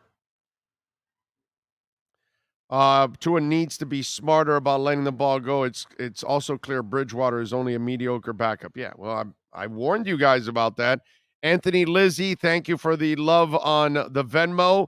Remember, you can make a donation through Cash App or Venmo at Cash Big O Show. And at Cash App, I think maybe even Venmo, you can donate Bitcoin. So if you want to donate Bitcoin instead of cash, that's fine with me. Anthony Lizzie says, just happy Tua appears to be okay. He's a true class act. Would have won if he wasn't injured. Kid needs a break. Amen to that, Anthony. I'm with you, my brother. I'm with you in a big time way on that one, man. Sucks to see how this young man is. He just doesn't get a break. You know, that's the frustrating part about all of this. And we don't get a break either. Not only does Tua not get a break, but Dolphin fans also don't get a break. That's the reality. It's like we can't enjoy good things. There's Tua wheeling and dealing. The Dolphins are 3-0, a great chance to go 4-0. They're clearly better than the Bengals, and this ends up happening. It's just sickening, to be quite honest with you. Absolutely sickening. By the way, the market just made a hell of a jump right now. I don't know what the hell happened with Bitcoin because it was like stuck in the 19.3, 19.2, 19.4 area, and it just shot up right now over 20,000 to 20,200. It is up 4% right now. Interesting. And Ethereum is up nearly 3%. Crazy stuff. All right. Well, what are we going to do? Complain? I don't think we're going to complain about that. We can't complain about that. We're going to enjoy it. Let's see. I think 2 to 3 weeks we'll see Tua on the field. He's a strong kid. I do hope the concussions doesn't become a recurring issue after every small impact. We shall find out, my friend. Ken says he's doing well. Negative x-rays, no internal bleeding. We'll get MRI and second opinion, but all things look good at the moment. Tua's trainer Nick Hicks tweeted. Yes. Well, we shall see, my friend. Hopefully everything does work out with Tua and he's able to move forward and get back on the field and learn. That's what he's got to do. He's got to learn from this. Joe Shad is going to join us in a couple minutes here with our hijinksportsgrill.com Miami Dolphins report. Maui Skew says, haha, Dolphins blowing up on ESPN. I miss the Cowboys, though. Okay. LaShawn says, Tua will be back about 3 weeks to lead the Dolphins to the Super Bowl and win it. After that, I hope he retires. After that, get the last laugh at the racist media and Tua haters. I don't think it has anything to do with racist media. You know, XRP up 11%. I hope I hope they win the case against the SEC, which I think they will actually. And then move on, and because that'll be great for crypto if they win that lawsuit. And then finally, for all you XRP people, you deserve it, man. You've hung in there. You've been loyal. And if XRP is ready to explode, then God bless you, man. Hope it works out. 4th and goal. The meat is now in the witch hunt against the Dolphins. Not going to be a tour with this tall and that without any evidence. What? Oh, the media is now in a witch hunt against the Dolphins. Not going to be a tour with this tall and without any evidence. Yeah, there's a lot of autocorrect going on in that thing. Yeah. Maybe you guys should look at it before you hit send. Reread your text. And Carlos says, stop watching ESPN or Fox. It's crap. Whataburger was in Orlando but closed down. Didn't get the business. Really? Jacksonville was the closest? Okay. It was in Orlando and it closed. I have a hard time believing that, bro. Yeah. Oh, Miramar Beach. Yeah, that's where. Isn't that where the Air Force Base is? Is it Miramar? Isn't that where's Eglin at? Where isn't that where a Top Gun thing, wasn't it Miramar? I don't know. I'm not a pilot. Didn't sleep at a Holiday Inn. All right, do me a favor. Give me a break. 2 minutes. Joe Shad will join us in 2 minutes right here on the Big O Radio Show. Got to rest a voice.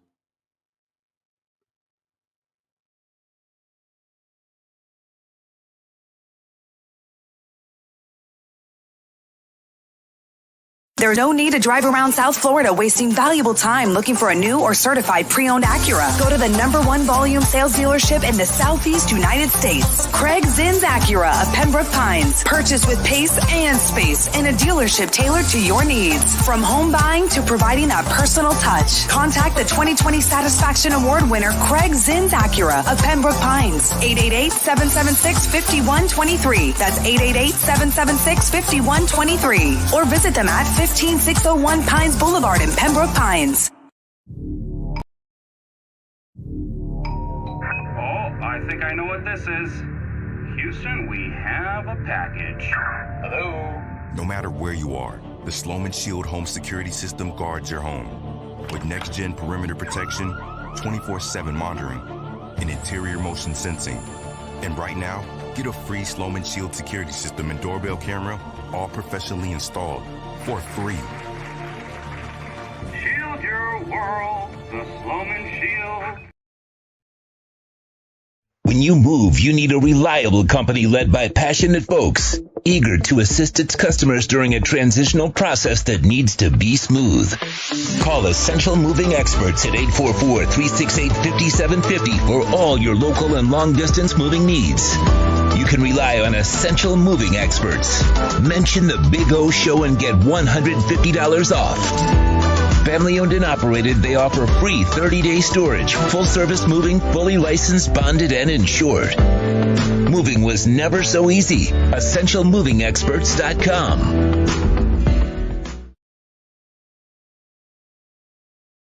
Why is it that you get locked out in the worst moments of your life? Where are my car keys? Man, I can't find my house keys. In those frustrating moments, you need a locksmith you can count on.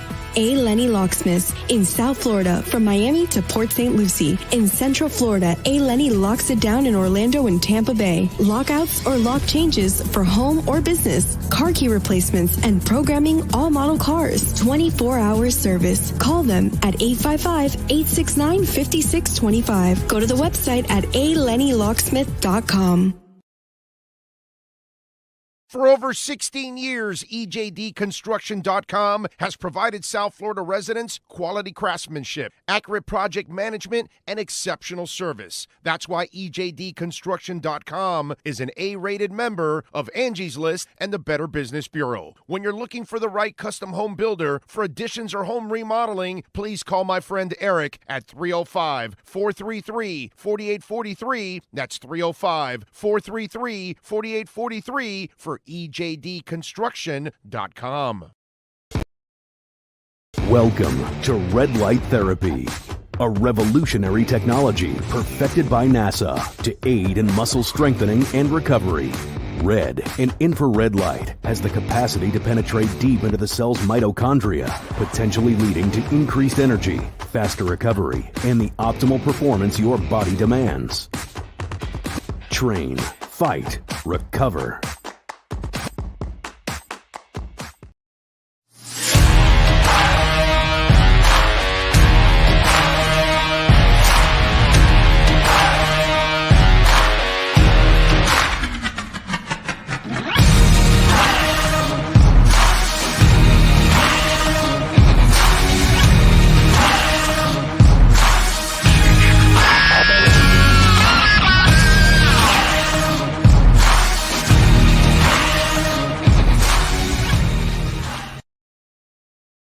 Welton Rayom has more than 62 years of litigation experience handling insurance disputes.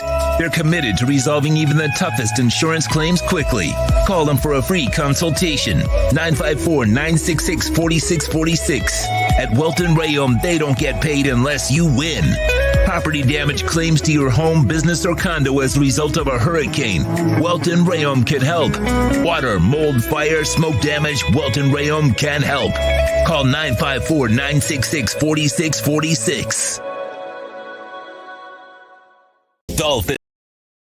Dolphins fans, it's time to talk to the man with incredibly high standards. It's not easy to score an A or grade 10 out of 10 with this guy. In fact, he isn't impressed with Joey Chestnut's dominance, Usain Bolt's speed, or even Evan Ginkel's locks. Will the hijinks continue? Can the Miami Dolphins do the impossible by getting a passing grade with Joe Shad? It's time for the Hijinks Sports Grill Miami Dolphins Report. This report is brought to you by Hijinks Sports Grill in Boca at 133 Southeast Meisner Boulevard. Enjoy happy hour 4 to 7 p.m. Reserve a VIP table online and receive one free sparkling wine. Follow them on Instagram at Hijinks Sports Grill. Here's Miami Dolphins insider Joe Shad. All right, there he is, Joe Shad, ready to go after last night's depressing event with the Miami Dolphins on Thursday night. How are you doing, Joe? Good morning, Big O. Doing okay. Hopefully Tua Tagovailoa is okay as well. Obviously, the early indications seem to be, better than worse. So that's good. According to Tua's trainer, no internal bleeding, negative x-rays, waiting on an MRI, and good spirits. So certainly the news could have been worse coming out of last night. The fact that Tua traveled home with his teammates is good.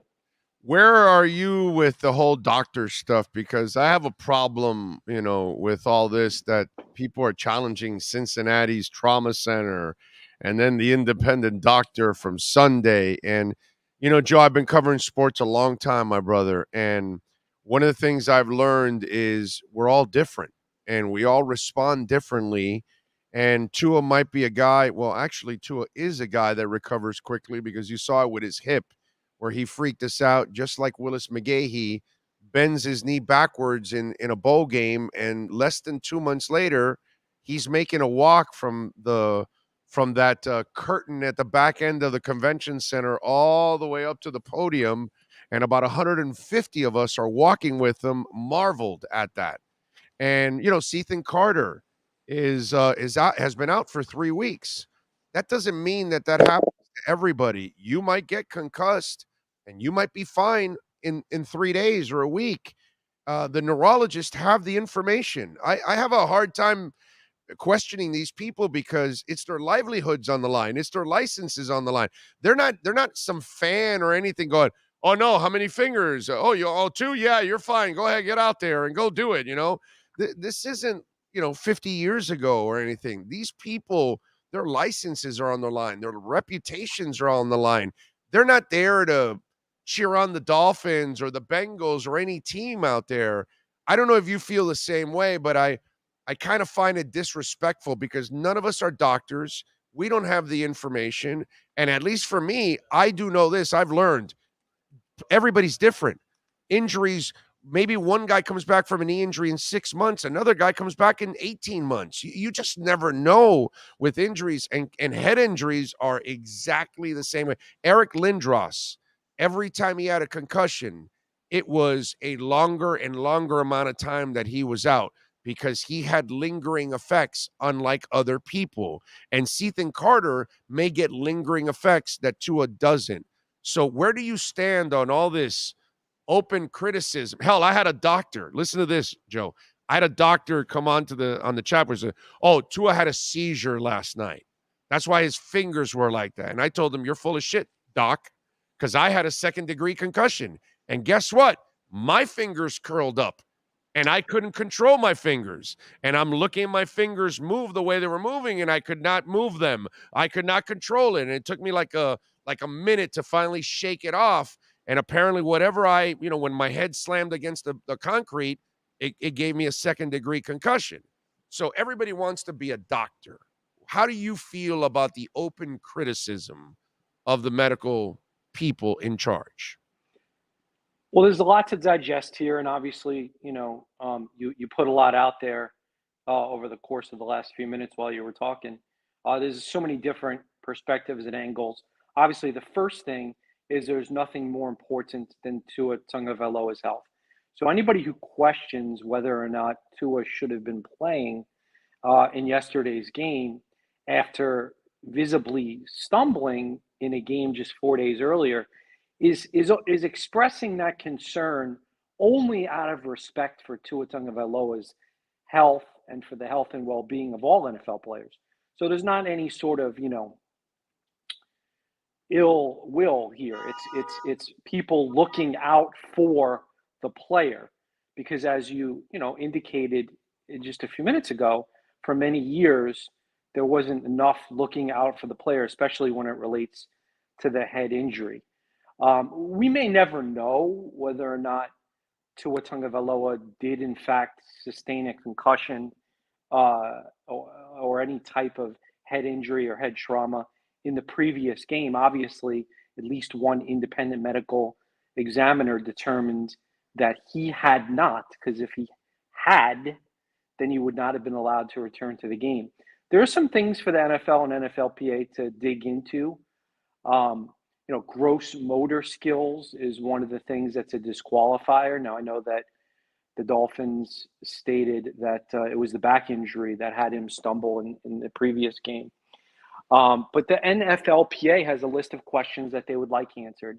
And that's why I think it's important that the questions do be asked and that the questions do be answered. All the questions that the NFLPA has, the specific questions. Was his back examined? What exactly were the steps that were taken to evaluate a possible head injury before he was allowed to return in the previous game? Was he examined multiple times or at all in the 4 days between the last game and this game? And the one thing we have to keep in mind is that you can't trust the player to know or to tell you. It's two things, right? Not only just to be honest with you, but sometimes they don't know. Those who have been concussed are certainly not the best people to let you know if they're good to go back in. So, certainly a scary situation. I hope that yesterday's injury was in no way related to the previous game. We may never actually know that. It's hard to imagine that any independent medical official would clear Tua and say that he's fine to return to a game if there was any indication that he may have in fact suffered a head injury. So there's a lot there to digest. You started off by asking about the Twitter doctors, and it is true that there are a lot of people whose opinions should not be weighed or considered too much. How do you tell the Well, but hold on. Trump? Let me finish my thought. Go ahead. You talked for a long time. Let me get to talk for a long time. So the thing is, there is a neurologist out of Boynton Beach, and I'm sure you've heard about this, read about this, maybe even talked about it on your show, a neurologist, an expert in brain injuries, who said before the game that in his opinion, Tua should not be playing.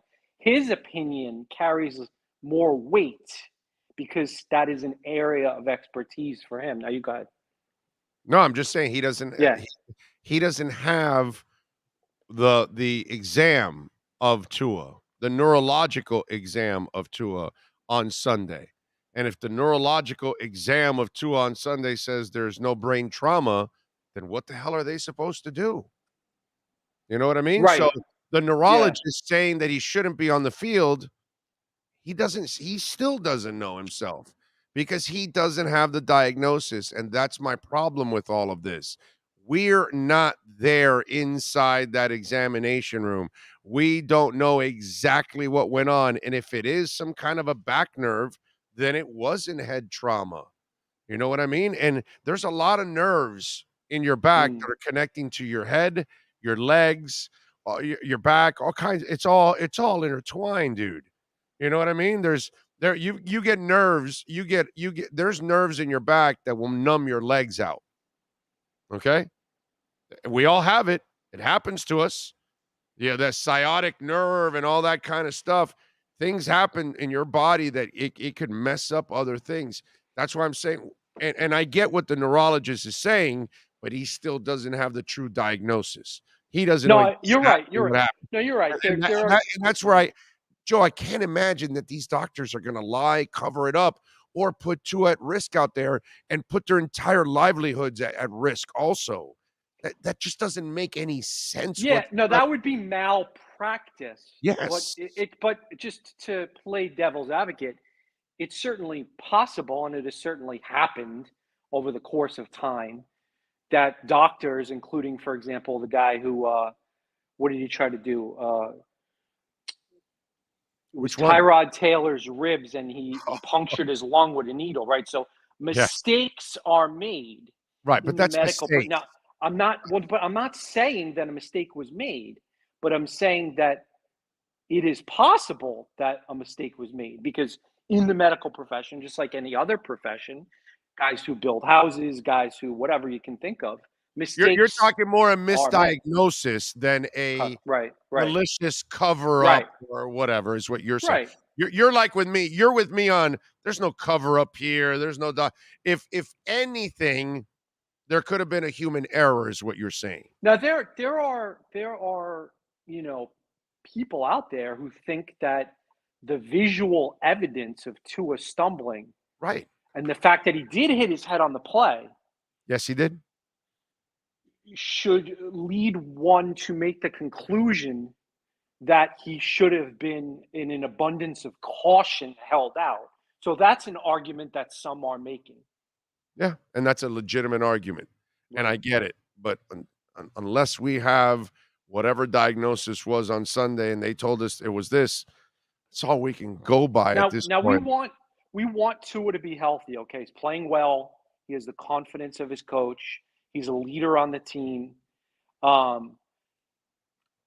and all that matters is that Tua gets healthy and that he does not have a long-term effect from this particular injury.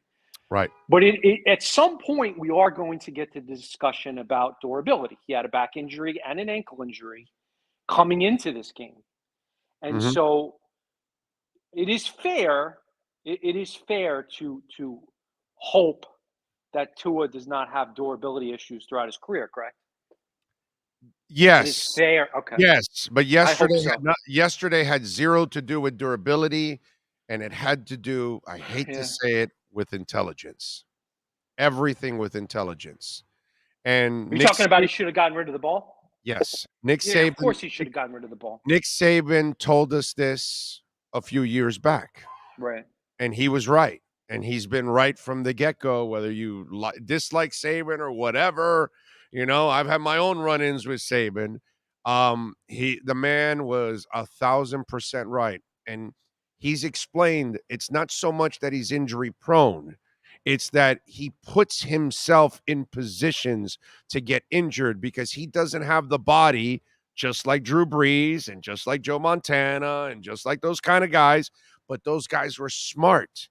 They got rid of the football. And it's funny because the next time he's on a podium, I will be there. I promise you, I will be there. And I'm going to ask him this question. You like to quote Dan Marino, pick a guy and let it fly. But Dan Marino was the best that when the play was going to die, he let it fly. And he needs to learn to do that. You're right. Saban explained that the hip injury came from the hero play. Yeah, One of his ankle injuries came from a hero play. Last night was a hero play. Well, there's two concerns. All right, he has been injured a lot. Right. All right, so let's hope that he's not injured a lot through his entire NFL career. Let's hope. Okay. Well, but Joe, the way it's going to happen. But listen, the way it's going to happen is he has to be responsible. He has to get rid of the goddamn ball. That's how he's going to eliminate injuries. But here's the thing. Okay. Yes, there are times where Tua needs to get rid of the ball, but we also celebrate him for being more effective at going through his progressions. Oh, look how Tua now goes from receiver 1 to 2 to 3 to 4. Oh, well, guess what? That takes time. We have Ryan Fitzpatrick saying, the one thing Tua is probably never going to be able to do is extend the play and drive the ball down the field, a la Patrick Mahomes. Well, okay, Tua's trying to show he can do that, right? Yeah. And Patrick Mahomes is still catching up to Joe Montana, who could never also do that. I don't want to hear about what he can't do. That's not going to stop him from being a great quarterback. He can be a great quarterback. Dude, he was slicing the Bengals like he was OJ going through Brentwood last night. Okay? He was okay. Tua was okay before he got hurt. I mean, the statistics aren't good. And you had one pick that shouldn't have been thrown and then another near pick. Not a great game for Tua before the injury. That drive, he was slicing them apart, bro. He threw some nice passes in there. He was doing Miami wins that game easily going away if he stays in that game. Cincinnati wasn't shit last night. Well, the defense was the problem. The defense was going to be tired. The Dolphins' defense was going to be tired, and then you had the Xavier Howard injury. The Dolphins it's hard to imagine a scenario through which they win that game, including if Tua stays in. Oh, God, you couldn't be more full of shit. Seriously. They were about to take the lead with Tua. What are you talking about, dude? Didn't they take the lead with Teddy for a minute? Yeah. Take the lead? Yeah, didn't they take the lead with a field goal with Teddy? What are you talking about, Joe? That guy would have sliced and diced the Bengals apart. Yeah, he got cocky because he was throwing all over the place, and he threw one that he shouldn't deep. And that was a terrible decision on his part, which every quarterback makes. When you get a little cocky, you make some mistakes. You make it sound like he makes mistakes that no other quarterback makes. Big O. Listen, Big O. Fantastic how you phrase his games. We celebrated Tua Tagovailoa's recent performances. You can't overlook the fact that last night he was 8 for 14 for 110 with a 52.7 passer rating. How do you just dismiss that? Those aren't bad stats. You're just throwing in the one interception. You're just throwing in the one interception. But outside that, if you watch the game, he was well on his way to having one monster game, dude. They could not really stop him. He was moving the ball at will. I'm not sure what you were watching, but I saw a guy he was playing better than Joe Burrow. Joe Burrow wasn't playing that well. Joe Burrow did not have a good game last night. I'm confused. The guy was 8 for 14 for 110, no touchdowns, one interception, another near pick. Things were not going great. Teddy Bridgewater threw the best pass of the game, the 64-yarder. I think that wait a minute. That bobble air pass that he threw, you thought was more impressive than the one Tua threw in between 5 guys? Seriously. 21 yards. Unfortunately, 2 plays later, he threw an ill-advised interception.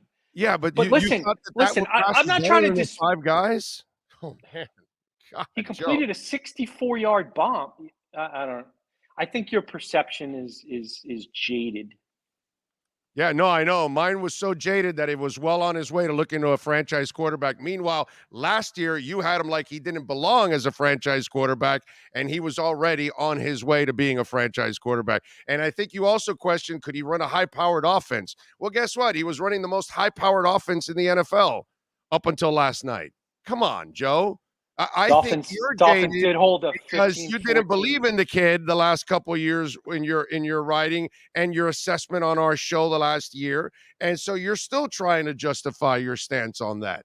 So what are you talking about? I'm telling you my opinion of how he played in 2 quarters yesterday. That's it. He was playing fine in 2 quarters. He was you lean too much on the stats, and you're naturally not looking at the game itself. He was more than handling himself in that game. If he stays in that game, if he learns to get rid of the damn ball, he would have sliced those people apart. That second half, I don't know if you've noticed, but that team gets better as the second half goes on. That's kind of the way it's been, offense and defense. So they would have made their adjustments and they would have gotten better. Like I said, they even took a lead with Teddy. Imagine what they can do with Tua. You could tell the difference you couldn't tell the difference between Tua and Teddy in the offense? Tua Tagovailoa obviously has a higher upside than Teddy Bridgewater. I think the Dolphins are assuming Tua misses a few games here. I think the Dolphins will be fine. I think the Dolphins should still beat the Jets and should still beat the Vikings. And if for some reason Teddy has to play against Pittsburgh, they should still beat Pittsburgh. So I think Teddy is one of the best backup quarterbacks in the NFL. It's a good thing the Dolphins have him. I think it'll be a mission to beat anybody with Teddy Bridgewater, unfortunately. That's what I'm terrified of. I just don't think you're going to end up getting the kind of impact that you'd like from that position. Overall, what do you think? How do you think they handle all of this? Because while I can defend the doctors and say those professionals got to know what they're doing, the optics aren't good. That nobody can defend. So what kind of road do the Dolphins take here? An aggressive or a precautionary approach? Well, I mean, I think clearly the Dolphins are going to take a precautionary approach with Tua Tagovailoa, and they would say that they would anyway with a diagnosed head injury. A guy leaves the field on a stretcher and goes to a local hospital.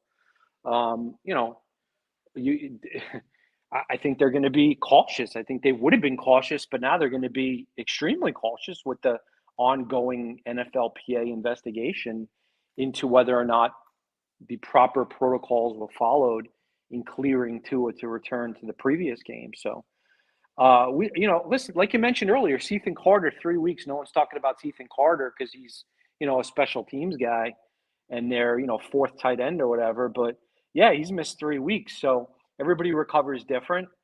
And I know that Tua is going to be seen by multiple specialists to make sure that the multiple specialists are on the same page before he returns. Yeah, the amazing part, he flew back right away. That's a good sign. Yeah, that's a great sign.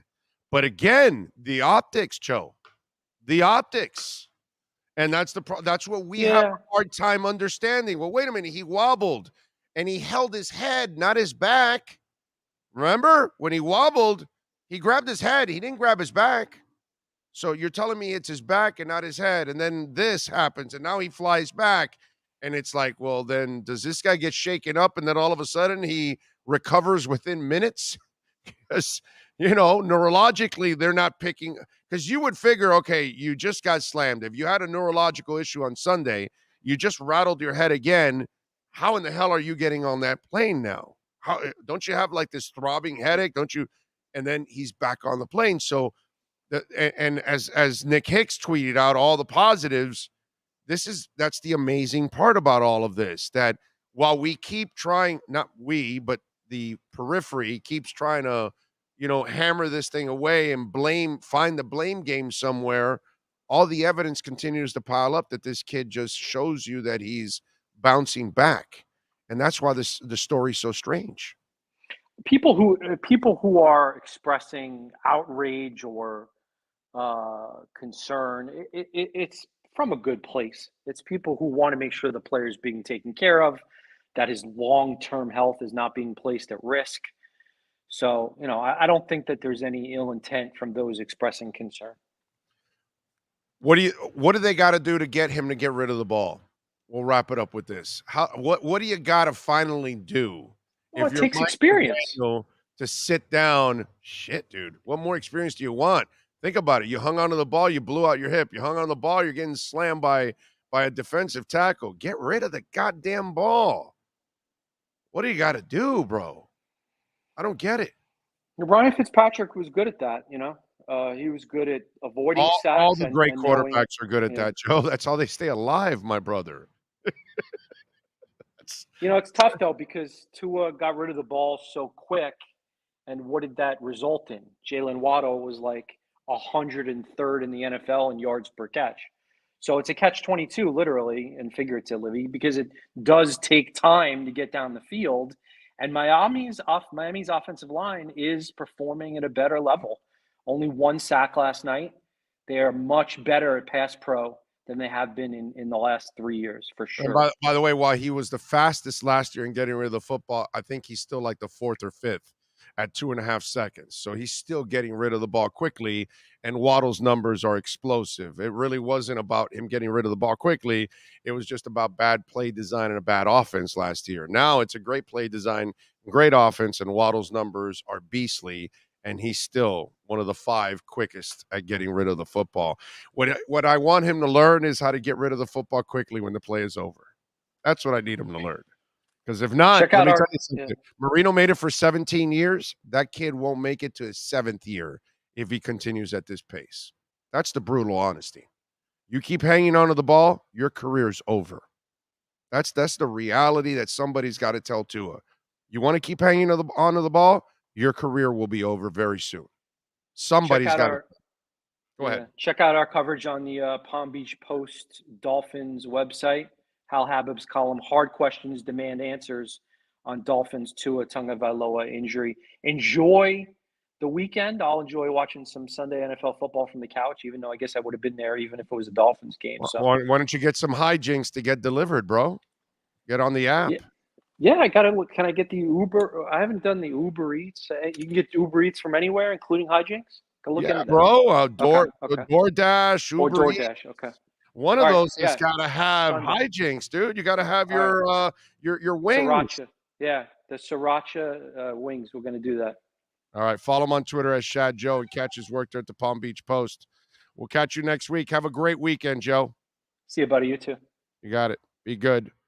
That is Joe Shad.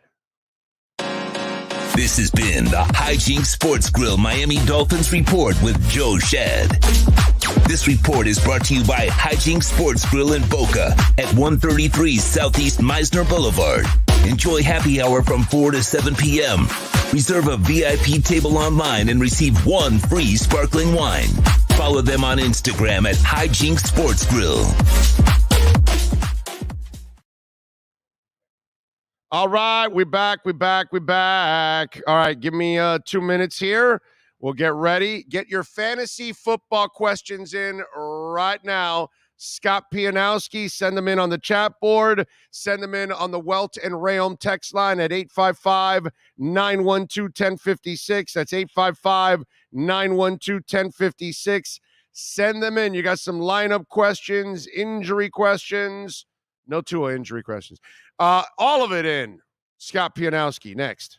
Welton Rayom has more than 62 years of litigation experience handling insurance disputes.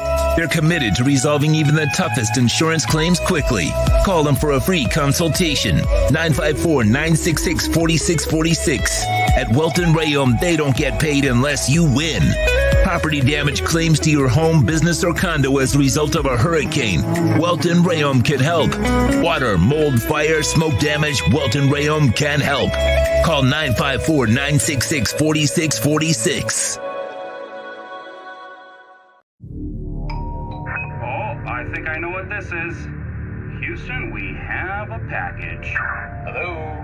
No matter where you are, the Sloman Shield home security system guards your home.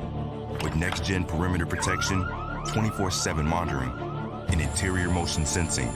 And right now, get a free Sloman Shield security system and doorbell camera, all professionally installed, for free. Shield your world, the Sloman Shield. If you're a Miami sports fan, then there's only one store to go to, and that's Caneswear at Miami Fanwear in Davie. They're your one-stop shop for all your inner Miami CF, Canes, Dolphins, Panthers, and Marlins merchandise. They have hats, t-shirts, game day jerseys, and so much more. Located at 2511 South University Drive in Davie, and open 24/7 online at caneswear.com or innermiamiwear.com. Call them at 954-835-5597. Caneswear, the spot where Inner Miami and all Miami sports fans shop. PPR,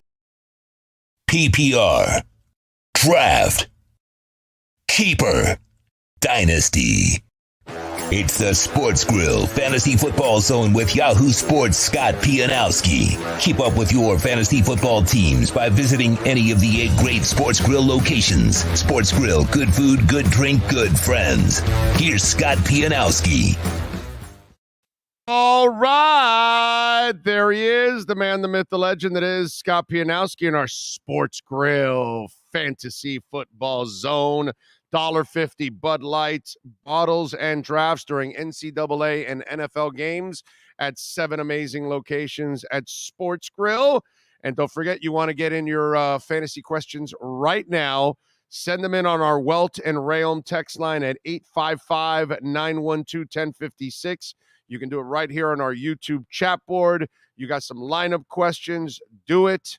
Scott, what kind of a blow is this to the offense, brother? Because Teddy Bridgewater and Skyler are not cutting it, dude.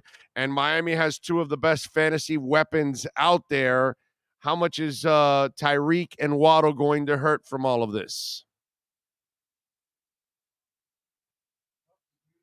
Oh, muted. Muted.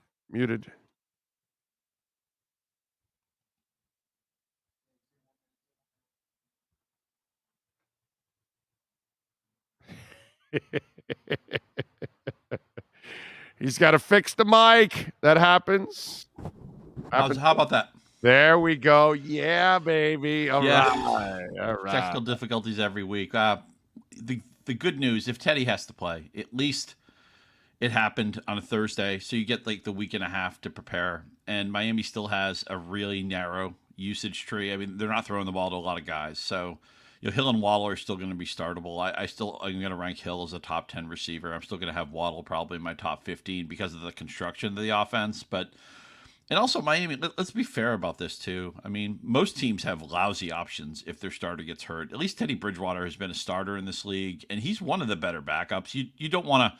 I always make the analogy, he's like that donut tire in the back of your car. You can go 100 miles with it. You don't want to drive across country with it. Nobody wants to imagine this whole season with Teddy Bridgewater. But, I mean, for the next few weeks, I think we can get past it. The funny thing was, I'm not sure Miami should have won the game against Buffalo. I thought they might have been the better team last night. Cincinnati didn't do anything that special, and that's just the way football is. We know fantasy's like that too, right? You could be the second highest scoring team in your league and lose. You can have the second worst score in your league and win. I mean, a lot of it just comes down to the matchups, the rub of the green, the way the ball bounces. So, hopefully we'll bounce back from it. And you mentioned those Bud Light specials. Send me a couple of Bud Lights because I have St. Brown of Detroit on all of my rosters. I'm taking him out today, putting him on IR. He's not available. Mike Thomas isn't available this week. So, we know the constant in the NFL is injuries. And what we have to do is just, pound the waiver wire, make smart decisions, and, hope we can get into the playoffs. That's what we do. What are you going to do with DJ Moore? That's a great question. I wrote an article this week about my biggest regrets, and DJ Moore was one of them because I thought Baker Mayfield had to be an upgrade over the previous Carolina quarterbacks.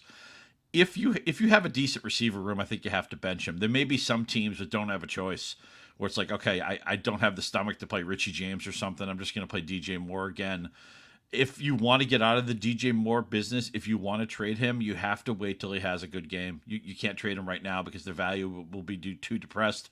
On most of my DJ Moore teams, I have a fourth guy who's pretty good, so I'm playing that fourth guy. It will come down to how deep you are at receiver. But one of my biggest misses and biggest regrets, he's a good football player. He's done it in the past on bad offenses. I'm shocked at how poorly Baker Mayfield has played through 3 weeks. Zach Wilson, does he give the Jets any boost for their weapons? Let's hope so. I mean, did you know Joe Flacco just set a record, most pass attempts through the first 3 games of a season? And so, Wilson's been playable and Moore's been okay and the backs are pretty good. But Joe Flacco has no upside now. He's the end of his career. And the hope, Zach Wilson was the number 2 pick in the draft. The hope is that he can be a good player.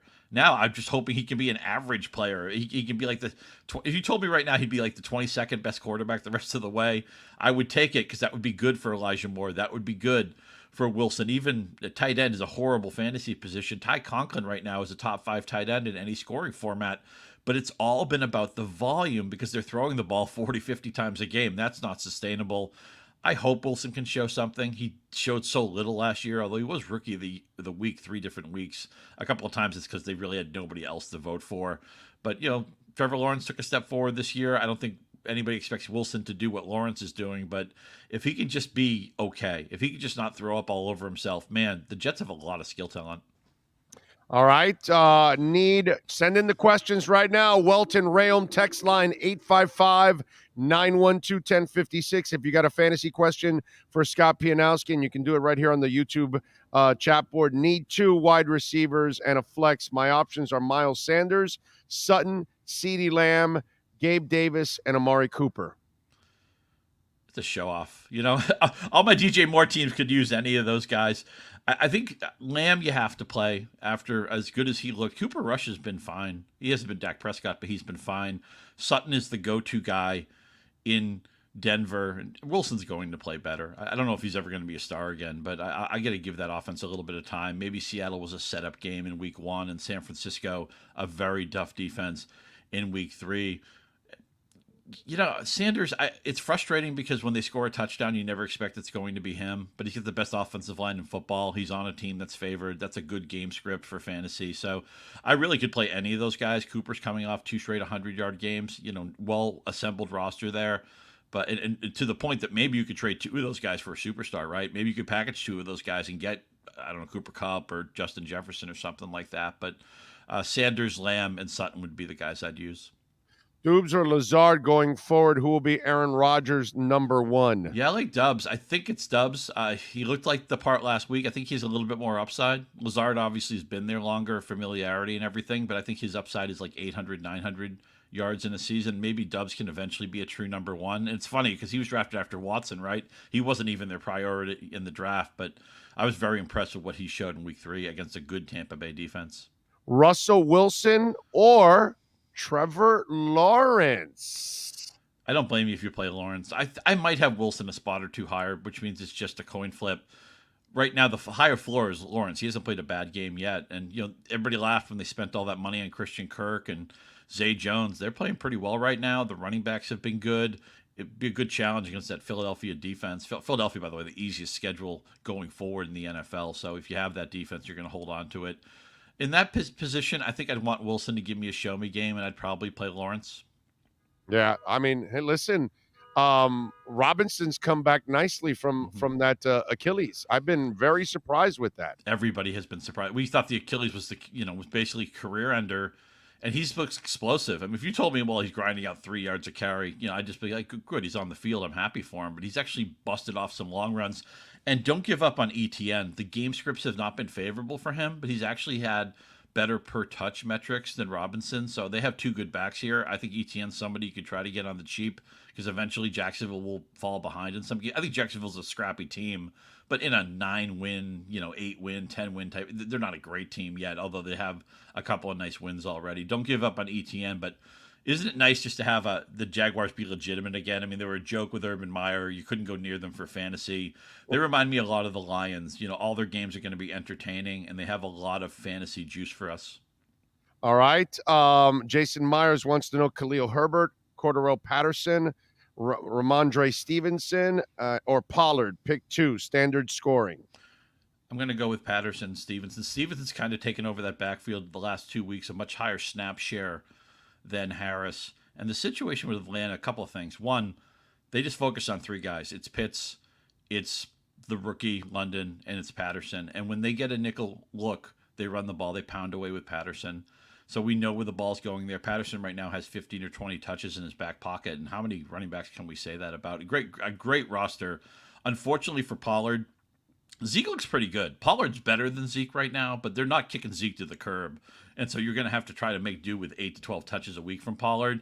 If Zeke ever got hurt, we'd all rank Pollard as a top 5 back, but they're not going to get rid of Zeke. I mean, they're paying him way too much money. And Elliott's looked pretty good. Just Pollard's better right now. In this situation, I would play Stevenson and I would play Patterson. Will Ayuk's production suffer with Kittle in the mix now? I don't think so. Remember, Ayuk had better receiving stats in the second half last year than Deebo Samuel. It's a little bit unfair because Deebo has all the running production. I realize Jimmy, what a mess, man. That safety, who steps out of the back of the end zone. Dan Orlovsky is still applauding that play, but there's going to be better times ahead for the Niners. They're still very well coached. I know they lost their left tackle, Williams. That's a problem, but their third, fourth receivers aren't anything special. They don't throw to their backs that much. I still think Ayuk is what we thought he would be, a solid wide receiver 3. One of my favorite Miami Dolphins from last year, unfortunately, he was not brought back. The new offensive coach probably felt he wasn't a fit, but he's actually blended in nicely with the Las Vegas Raiders, and his name is Mac Hollins. Where is Mac Hollins climbing in your fantasy chat board or what's it called, depth charts now? Yeah, well, he's a really tough call because last week he went ballistic, but they didn't have Renfro. They'll probably get Renfro back, but Hollins was so good, and you're right. I mean, he would have been a good guy to bring back. I mean, he was. I saw a stat that he outscored. Somebody showed a roster of like 7 superstars in fantasy, and then Mac Hollins on the other side, and Hollins outscored all of them, and they were all like first and second round picks. That's how strange Week 3 was. So I think what Hollins did was, I think the Raiders have to steer into that. I think they need to make their distribution a little bit wider. Now, with a healthy team, maybe Hollins only gets 35, 40 snaps this week, but he's a perfect guy to have on your bench in case there's another injury or in case they just decide, well, maybe he's better than Hunter Renfrow. Maybe he's just more dynamic. Renfrow's more of a, that 7-8 yard option route. Hollins can actually win downfield. If they had won that game last week, it would have been because of Mac Hollins. Well, somebody's now asking Mac Hollins or Curtis Samuel in a PPR. How about that? Yeah, I got to go Samuel because they're proactively giving him touches. They're letting him run the ball, and we have to be careful with Hollins now that Renfrow is back. But it's a fair question. I'm glad you have both guys. I lean Samuel, but it's perfectly reasonable to ask. Okay, Russ. How about the battle of the Wilsons? Russell Wilson or Zach Wilson? That's crazy.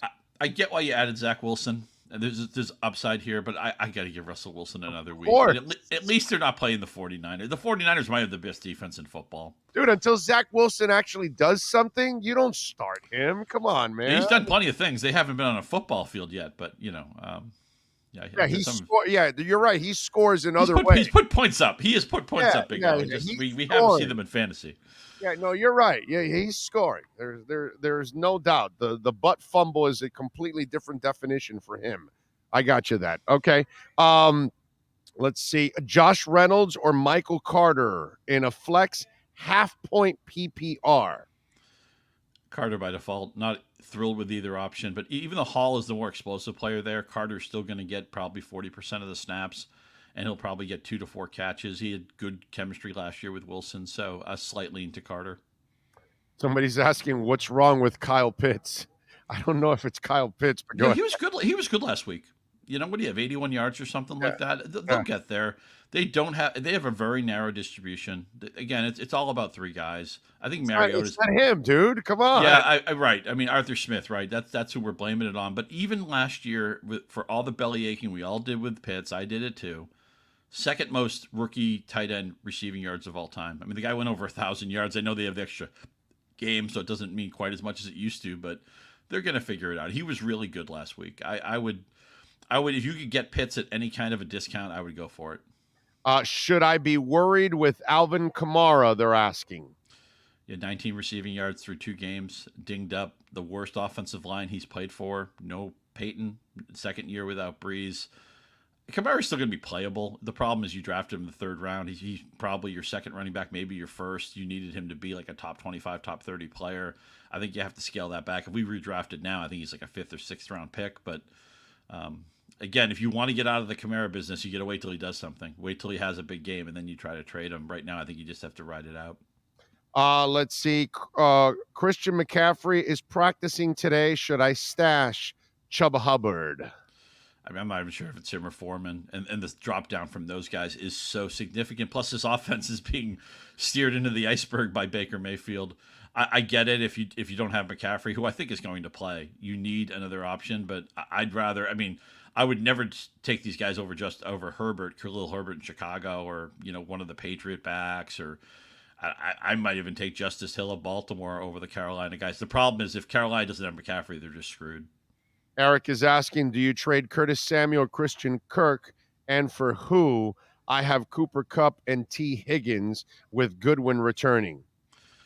I mean, if you could always trade 2 good players to get a great player, you trade 2 5s to get a 10, trade 2 7s to get a 10.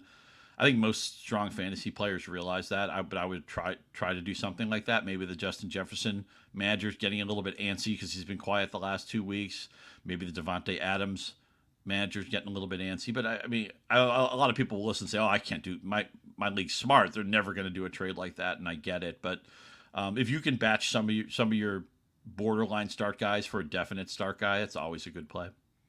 All right, one more here: Devin Singletary or Antonio Gibson. I think Gibson's got a safer floor for touches. Last week we saw Singletary get involved as a receiver, but the problem is there's just no continuity with that. He could catch one pass this week and nobody would be surprised. It was just a couple of weeks ago where Buffalo had 21 straight passes on Monday night. So even though I like Singletary as a player, I never know when he's going to have a 7-touch game. Now, granted, Gibson has the same problem. There's a lot of crowding for the ball in Washington. And make sure you have Brian Robinson stashed somewhere in your bench if you can. He may be back in October, the kid who got shot in the summer, who was probably going to be their starter on opening day, if not for that unfortunate incident. I would play Gibson in week 4. These are two very difficult running backs to trust going forward, though, because there's going to be weeks where they don't see the ball. There you go. What do you do over at Yahoo this weekend to get folks ready so they can check out the great Scott Pianowski? Sure. Well, Fantasy Football Live is our flagship show on Sunday, the final hour before kickoff. We talk injuries. We start, sit, all that stuff. I'll be handling the Yahoo Fantasy account. Today I'll do my picks. We are, I think, 12-4 against the spread through 3 weeks. We had luckily cashed with Miami last week. That was a very fortunate win, but hey, we're not giving it back. Neither are the Dolphins. And I do my sleepers on Thursday. I do my wide-ranging piece on Wednesday, which this week I talked about things that I got wrong. I try to be balanced about this and fair and honest and open. I'm a player just like you guys, just trying to make the playoffs like everybody else. So come hang out with us. Get me on Twitter. Ask me anything you need to, and let's get a win in week 4. There you go. Follow him on Twitter at Scott_Pianowski. Thank you as always, Scott. Appreciate you. We will catch up next week, my friend. May the wins be big and they be yours. Be good, buddy. Send those Bud Lights over. I'm ready. You got it. We definitely will. Be good, my brother. Thank you. See ya. There you go. Sports Grill, 7 amazing locations. Monday, the $7 single smash burger. Tuesday, the $2 taco, chicken, beef, or fish. Wednesday, the kids eat for free with the purchase of an adult entree. I should dress my daughter up like a kid, and then maybe I can, Anyway, hot sauces are available to take home.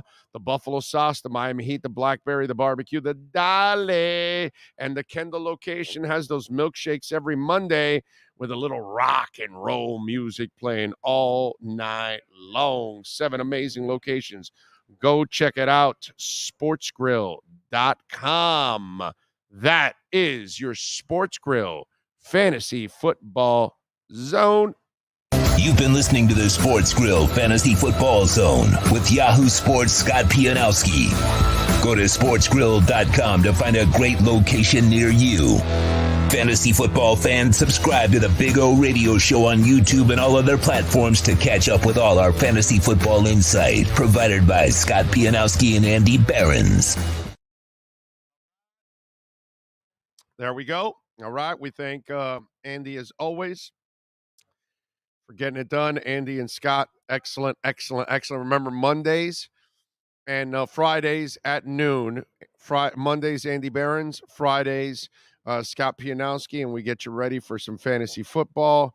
Noon, make sure you tune in, or just hit the notification bell, and when this man right here loads up the new segment, you will know it's up, and you can listen to it, or you can check it out also on YouTube, because all of these get segmented also on YouTube, so you can check it out. We make it nice and easy for you. I love how one guy goes, hey, it looks like Tua's career is over here in Miami. And it's like, what indications are the guy flew back already? After all that last night, he flew back. And all indications are positive so far. He'll be out a couple of weeks, and then they'll get him back in there and he'll play. Listen, it's about, can Tua learn? That's all. We're going to find out. And if this happens again, ladies and gentlemen, his career is over. I can tell you that already. His career is over, because if you're the general manager, you have to look at your other personnel people and say, this kid doesn't want to protect himself. We're done. We got to move on. We can't give him money. We can't move on with him. So we'll go get another guy. This has to be the line in the sand right now by the front office and the head coach. I have to say, Tua, we love you, brother. We want you to stay here. We want you to be our quarterback. But this kind of play, you'll never make it. You can't afford to do this. Okay? You cannot afford to do this. As I said last night, I'm looking at Tua holding onto the ball, and all I think about is the instructor at Top Gun in Miramar, San Diego, saying to Maverick, son, your ego's writing checks your body can't cash. Do you understand that? Yeah. No. Do you understand that? Yeah. No. Do you get this? You have no future if you keep doing this shit. Somebody has to sit there and bluntly tell Tua, wake the F up, kid. You're creating all of these problems for yourself because you choose to not get rid of the football. The only reason you had to rehab a goddamn hip, it's because you hung into the football. The only reason your head was rung like a bell last night, it's because you hung on to the goddamn football. You got to let it go. And not only that, we will take it to another level for you, Tua. Not only will you have to rehab again on the next one, you will not have a team that you call home in the Miami Dolphins. That's what they have to tell them.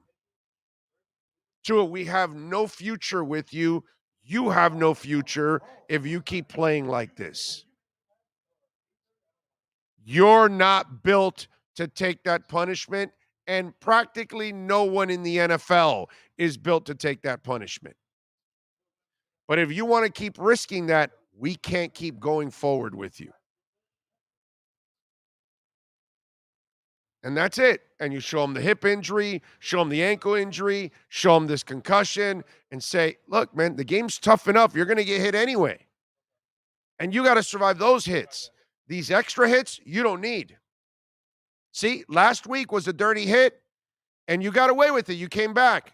But this week, you took on a hit you didn't have to take, which you would have finished the game, you would have won, the team would have won, and you're on the plane home in a happy plane ride, and Orlando Alzigari and Sean Stanley are doing an ass-kicking, fun-ass post-game show because you're 4-0. So somebody needs to sit down with that young man and have that serious-ass conversation. I've missed a bunch of super chats, by the way. Let me see. Little Seb, do you think the hit against Tua was too aggressive? Yes. I think it needs to be penalized. I think even suspensions. You need to the horse collar and slamming any player has to be eliminated. Tackle them, don't slam them. The assault, thank you for the love on the super chat. He says, since whiplash and concussions both involve the head, it follows that they have similar symptoms. Can't argue, listen, the optics are there. Chase Barrett, thank you, sir, for the love on the super chat. Very disappointed with X after getting paid $90 million. Well, he got injured. I mean, what are you going to do? I don't know if I forgot other ones before the one that let me see, before Little Seb. I think I might have. If you see them there, please, so I can give them a little love on that. And thank you if I didn't get to read all of the super chats from last night.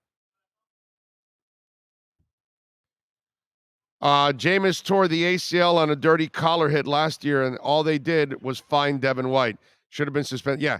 Horse collar and slamming players need to be suspensions, need to be heavy fines, and need to be multiple game suspensions. That way you lose the game checks, you get fined on top of that, and then you won't do it again.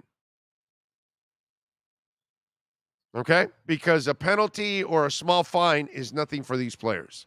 But if you suspend them for a couple of games and they lose game checks, all of a sudden they change their tune. So horse collars and slamming players to the ground, those aren't that's not a tackle. You're slamming them to the ground. A. Lenny Locksmith, thank you, sir, for the love on the super chat. Appreciate you. Thank you, thank you, thank you. I like the sticker too. As always, love the stickers. Thank you, sir. A Lenny Locksmith is amazing. Dade, Broward, Palm Beach counties, Tampa, Orlando, Phoenix. So thank you, Lenny. Appreciate you, my man. Jay Hurd says, maybe you're right, and he wasn't concussed Sunday. He just looked like a boxer who can't stand after a big headshot. Jay, that's what he looked like. But maybe it was a nerve in his back. You know, the back it's a strange thing. Like we just said, these doctors are not going to put their entire careers on the line and lie about a diagnosis just to get a player back on the field. Maybe 40 years ago they used to do that. Not now. Not now, dude. Oh, no. There's too much on the line now. Okay, that's malpractice, and you lose your license. And it's worth a lot more for the doctor to keep their license than the $2,000, $3,000, $4,000, $5,000 you're paying them to be there that night. Okay? So let's call it like we see it. But in the end, when you look at all of this, your back can get twisted up. There's all kinds of nerves with it. They connect to your legs. They connect to your head. Things can get twisted up in your back, and it could affect your legs. It is possible. We're not doctors, but those doctors told us it wasn't a head issue. And who knows if your back sent something right up your spine and into your neck, and you're like, whoa, you never know. My wife has this back sciatic nerve thing, and it numbs the crap out of her leg. And by the way, I know a couple of friends of mine that they talk about their legs get numb at times and things like that. And that's usually some kind of nerve that's connected to the back. So go look at the picture of Tua getting twisted up on the quarterback sneak, which, by the way, Mike McDaniel, no more quarterback sneaks.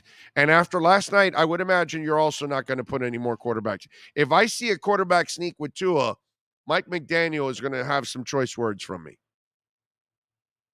Okay? That's all I'm saying. You got a fullback, right? Hand it off to the fullback. Or have him stand in the shotgun and have the fullback come in and line up right behind it, take the snap, and run in.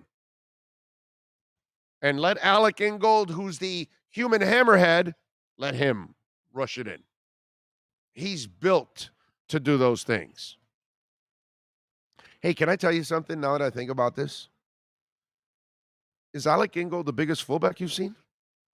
And no, not right, huh? That's the other thing. When I saw Alec Ingold, I go, dude, you're a bad mother effer, bro, because you're not that big. Yeah, Cater Cove might have a little more thickness to him, yeah. Like he's not, Alec Ingold is not really a big guy. Hell, go look at my interview with him. Somebody's bigger.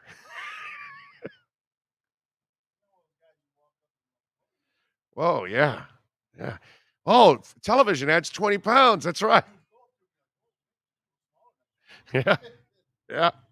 Frankie Fresco says, Big O, the doctors for the NFL don't care even now. No, Frankie. No, my brother. Thank you for the super chat, but you're dead wrong. That doesn't fly like that, dude. In today's world, you cannot get away with that. In 1970 and 1980, you can get away with that kind of stuff. 1960, you're going to get away with that stuff. In today's world, you cannot fudge diagnosis and get away with it. They're going to catch you. There's too much of a digital, what's it called, map that you leave behind, a digital trail for everything and anything we do in life. You used to be able to get away with a lot of things, but nowadays, ask Brett Favre, there's too much of a trail that you're not going to get away with it anymore. It's going to be really hard nowadays. Giovanni Castiglione says, when someone injures someone playing dirty, they must sit as long as the victim they hurt. If it's career ending, adios too. Make them start thinking twice. I love that. Giovanni, you're awesome. Thank you, sir. I got no problem with that. You want to play dirty? Then you're going to pay the price. Right? So when Chamillionaire, and when they catch you riding dirty, you need to get busted. That's just the way it goes. What? What, you were amazed that I threw in a Chamillionaire reference? Oh, okay. I bet none of you expected a Chamillionaire reference, huh? Huh? How many 50? I can say I'm 56. I'll be 56 in midnight. How many 56-year-olds are going to use Chamillionaire, lines inside their talk? No one. Big O, would you be surprised if Tua decides to retire early for health and safety? Shocked. Shocked. In fact, I'll tell you it'll never happen. This time around. A couple more hits maybe, but not in this hit. Not that dude. Not that dude. He's a warrior, man. He's a tough son of a bitch, man. People just still don't want to give this guy any freaking credit, man. This guy is a tough hombre. He is fearless. That hit might have scared the crap out of a lot of us. I bet it didn't. I bet you he's already thinking, don't worry about it, guys. I'll be ready in a week or two. I'll be ready to go. He's going to be the guy that you got to protect him from himself. But you know what I was thinking? Maybe they should put a shock collar on his neck like they do to those dogs that they can't train. And then Mike McDaniel stands on the sidelines with the remote. All right? I'm going to shock you. When you got to get rid of the ball, I'm going to shock you. And so Tua snaps the ball, and he's looking around. I'm telling you. And the chess game, exactly. Right. Right. That's it. I think we need to put a shock collar on Tua. And Mike McDaniel's like running the shock collar from the sidelines. Get rid of it. Get rid of it. Get rid of it. Now, Tua, that tough son of a bitch, he'll get used to the shocks, and then it won't bother him anymore. Oh, sorry, coach, I didn't feel it. What do you mean you didn't feel it? I haven't stopped pressing it. I'm still hitting it right now. What do you mean you're not feeling it? Get rid of the ball. Oh, God. I don't want to make light of this, but I'm just saying we got to keep the kid healthy, man. You know what I love? This, and we talked a little bit about this yesterday. I love the idiots. They're like, oh, well, his career's over. Let's just move on. And I talked about this yesterday. Some of you act like, oh, no, let's just move on. Like the Dolphins can just go to, Kmart and just go get a new quarterback off the shelf, because that's what they've been doing since Marino retired, right? They've gotten one great franchise quarterback after another. I'm sorry. If you want to just get rid of the guy and all that, you're not a Dolphins fan. In my eyes, you're not really a Dolphins fan. You really don't want the team to win. See, unlike some of you out there, I'm not like that. I want him healthy. I want him to get back on the field.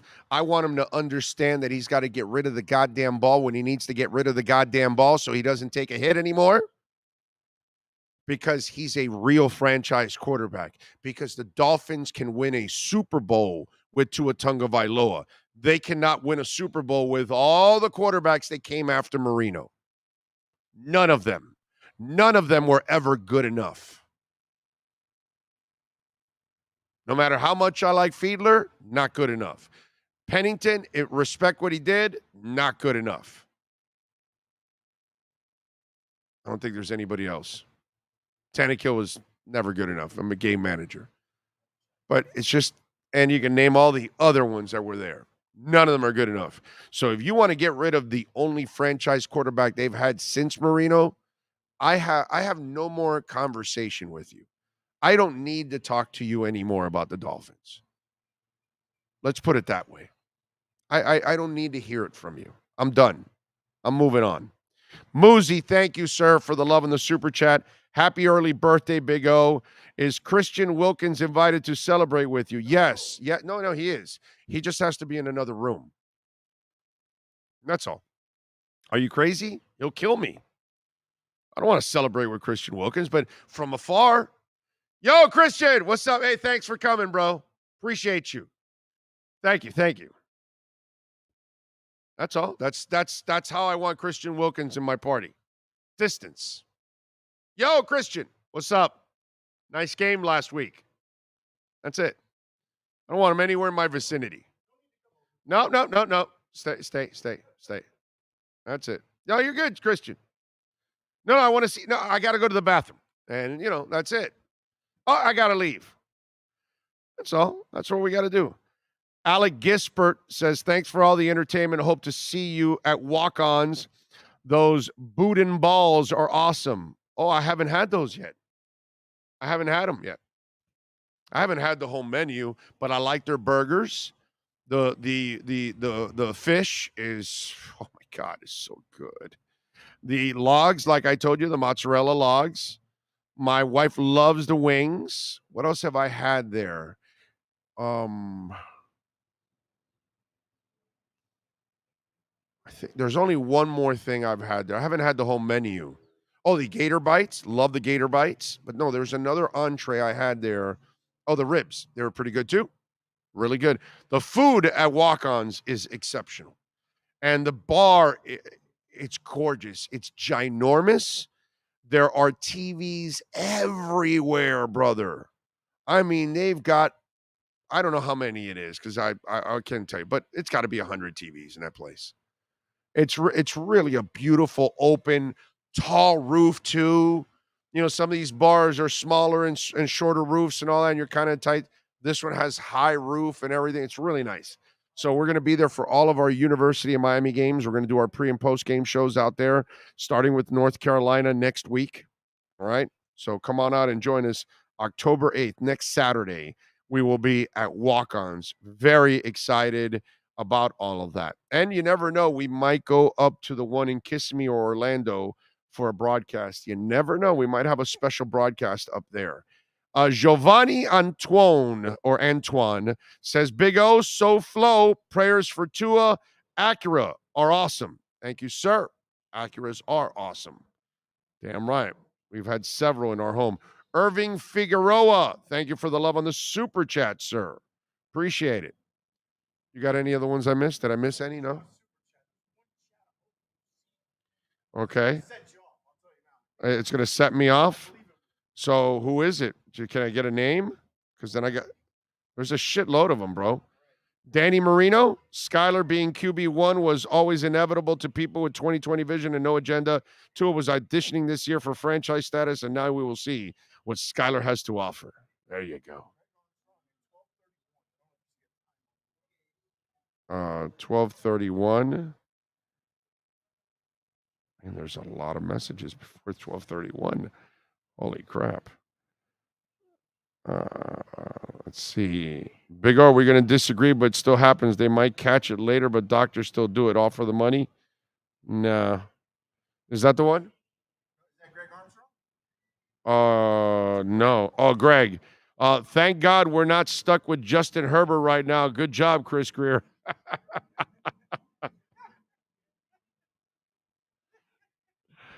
Yeah, no, you're right, because then you would have to go trade for another quarterback or draft another one because you've got a choker leading the team. I'd rather have a winner that has some trouble staying healthy than a choker that gives me no hope. But that's all right. Thank you, Freddie. Appreciate it. And thank you, Roxy. People coming in with the happy birthdays. Appreciate it. Tomorrow we will be 56. No big deal. Just another day. You know what I'm going to do for 56? I'm going to go see Alice in Chains, Breaking Benjamin, and Bush. What a concert tomorrow at, I think, Amphitheater now it's called. Yeah. I mean, yeah. I get it. Yeah, no, a strip club, yeah, definitely. Breaking Benjamins, that's where we'll be we'll be breaking the Benjamins. Plenty of Bush. Some of them will be in chains. Maybe she's named Alice. So I get it. Okay. All right. So we'll be at a strip club tomorrow. A big strip club tomorrow. I'd rather see Skyler than Teddy, but Teddy didn't play that bad. Yeah, Teddy has no hope. The only reason I wouldn't want Skylar right now is that he's so young and green. They'll confuse the shit out of him. Physically, I know what you're saying. He's so much better than Teddy. So much better than Teddy. But Teddy's mind is way ahead of his. And that's where I would worry. But I get it. Fans are fans. Because, seventh round quarterbacks all the time break through. I know. Tom Brady. Tom Brady did it, right? So everyone else can do it. Because, it happens all the time. You guys can name tons of 6th and 7th round quarterbacks that broke through and all of that.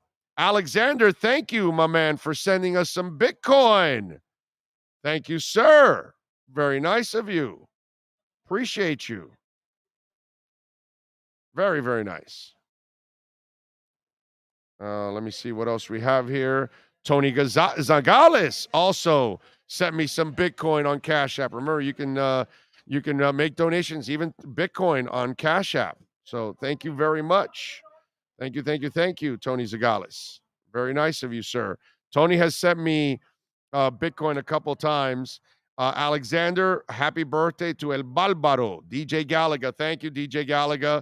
As always, we love DJ Gallagher. Tony Zagales also sent in some Bitcoin, and he says, happy birthday, Big O. Thank you, Tony. Very nice of you.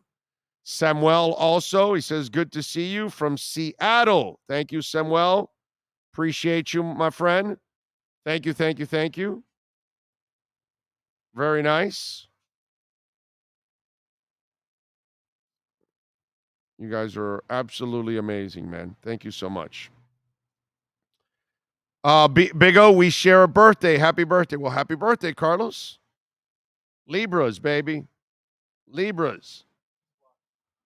Huh? What? Who blocked him? Why'd you block him? Oh, you. Big O, they gave Brady a shot. You give Skylar a shot, and if he sucks, you put Teddy back. Yeah, but you can't do that, dude. You got to stay with Teddy, and then once Teddy looks like he's done, like you can't do anything with Teddy, then you have to go to Skylar. And I don't think we'll get to that because I think Tua will be back. I was thinking about this overnight, and I woke up this morning, and I said, so he gets slammed to the ground. He then gets checked out, and they clear him to then come and fly back. To me, then it wasn't. While it looked bad, it didn't end up being as bad as we think it is. And then somehow or another, this young cat has a way of bouncing back, dude. I got to give him credit. He's a tough sumbitch. And I just think he's only going to be gone now. I was thinking a month. I think it's maybe 2-3 weeks now. Now I'm thinking 2-3 weeks now.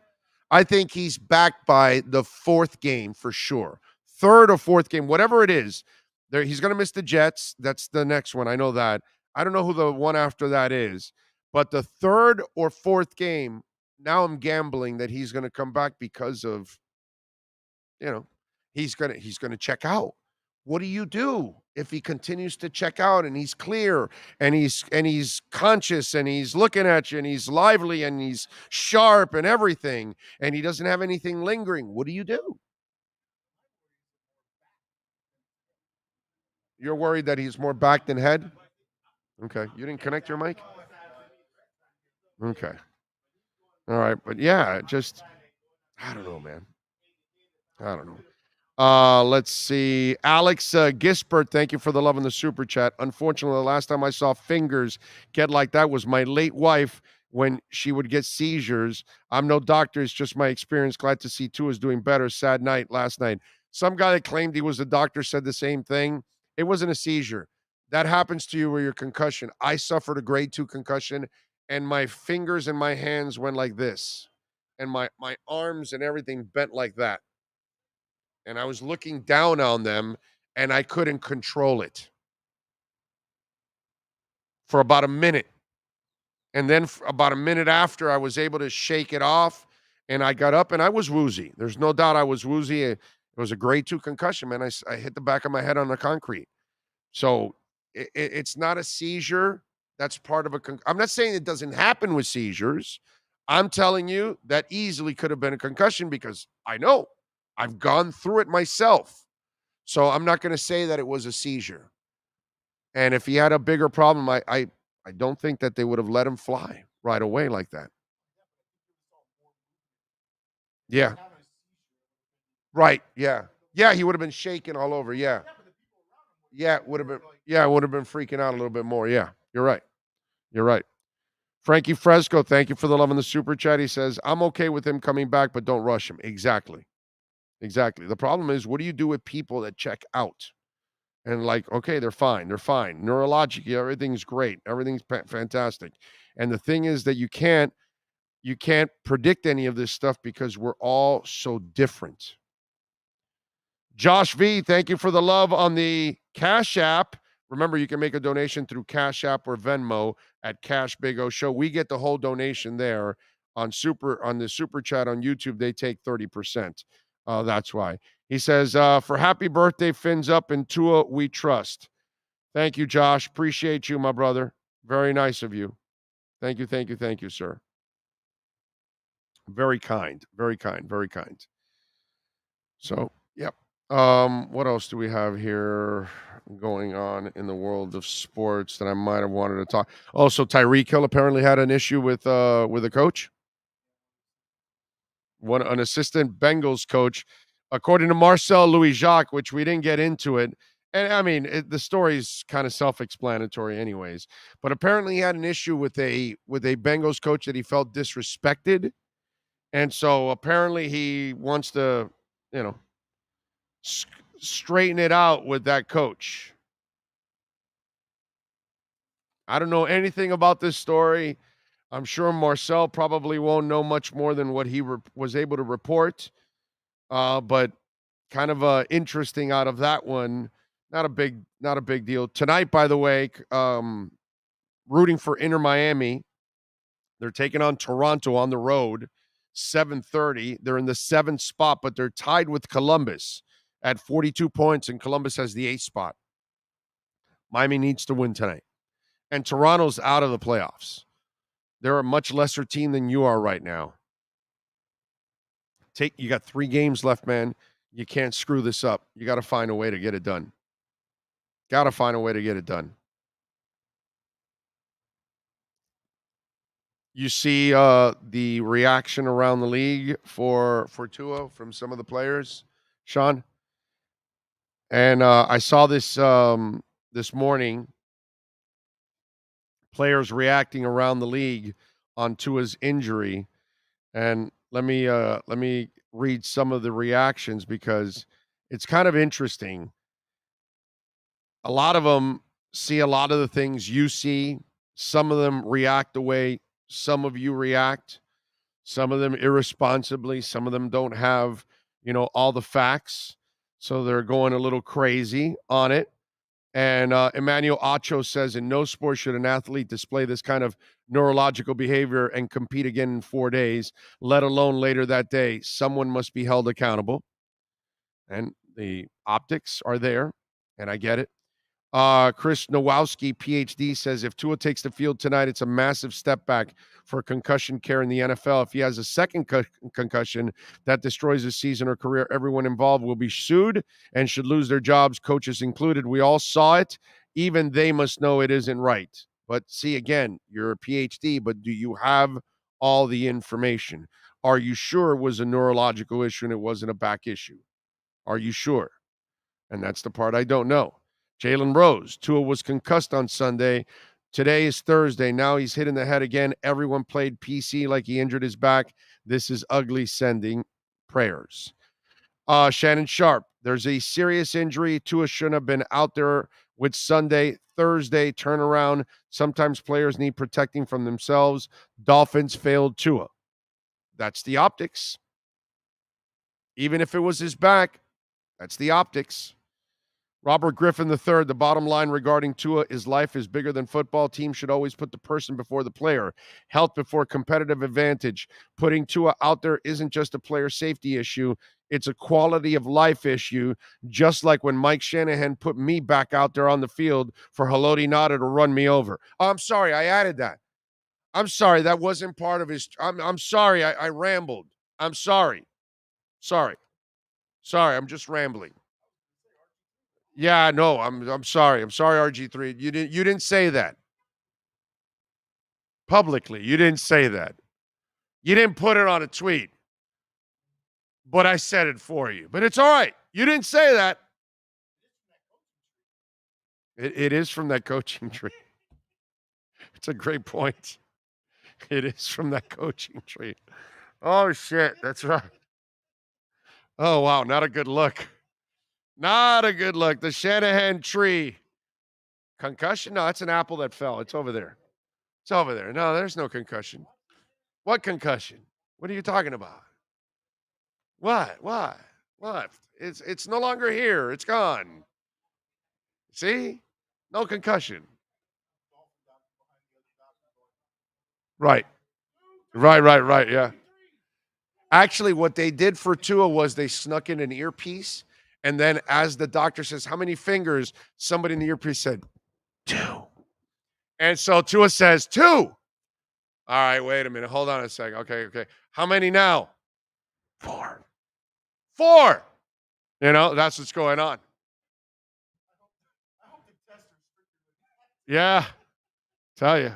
I'm telling you, you got a shock collar for Tua is the way to go. It's the way to go.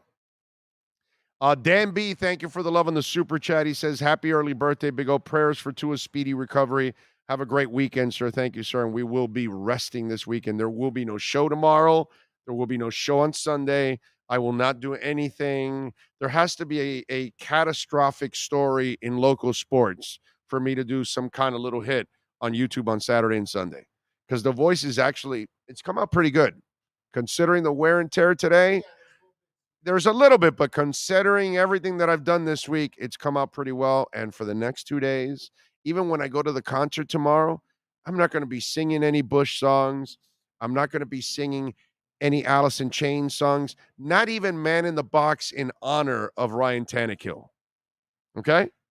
Because obviously, you know, back in the day, we used to play Alice in Chains, Man in the Box religiously for Ryan Tannehill.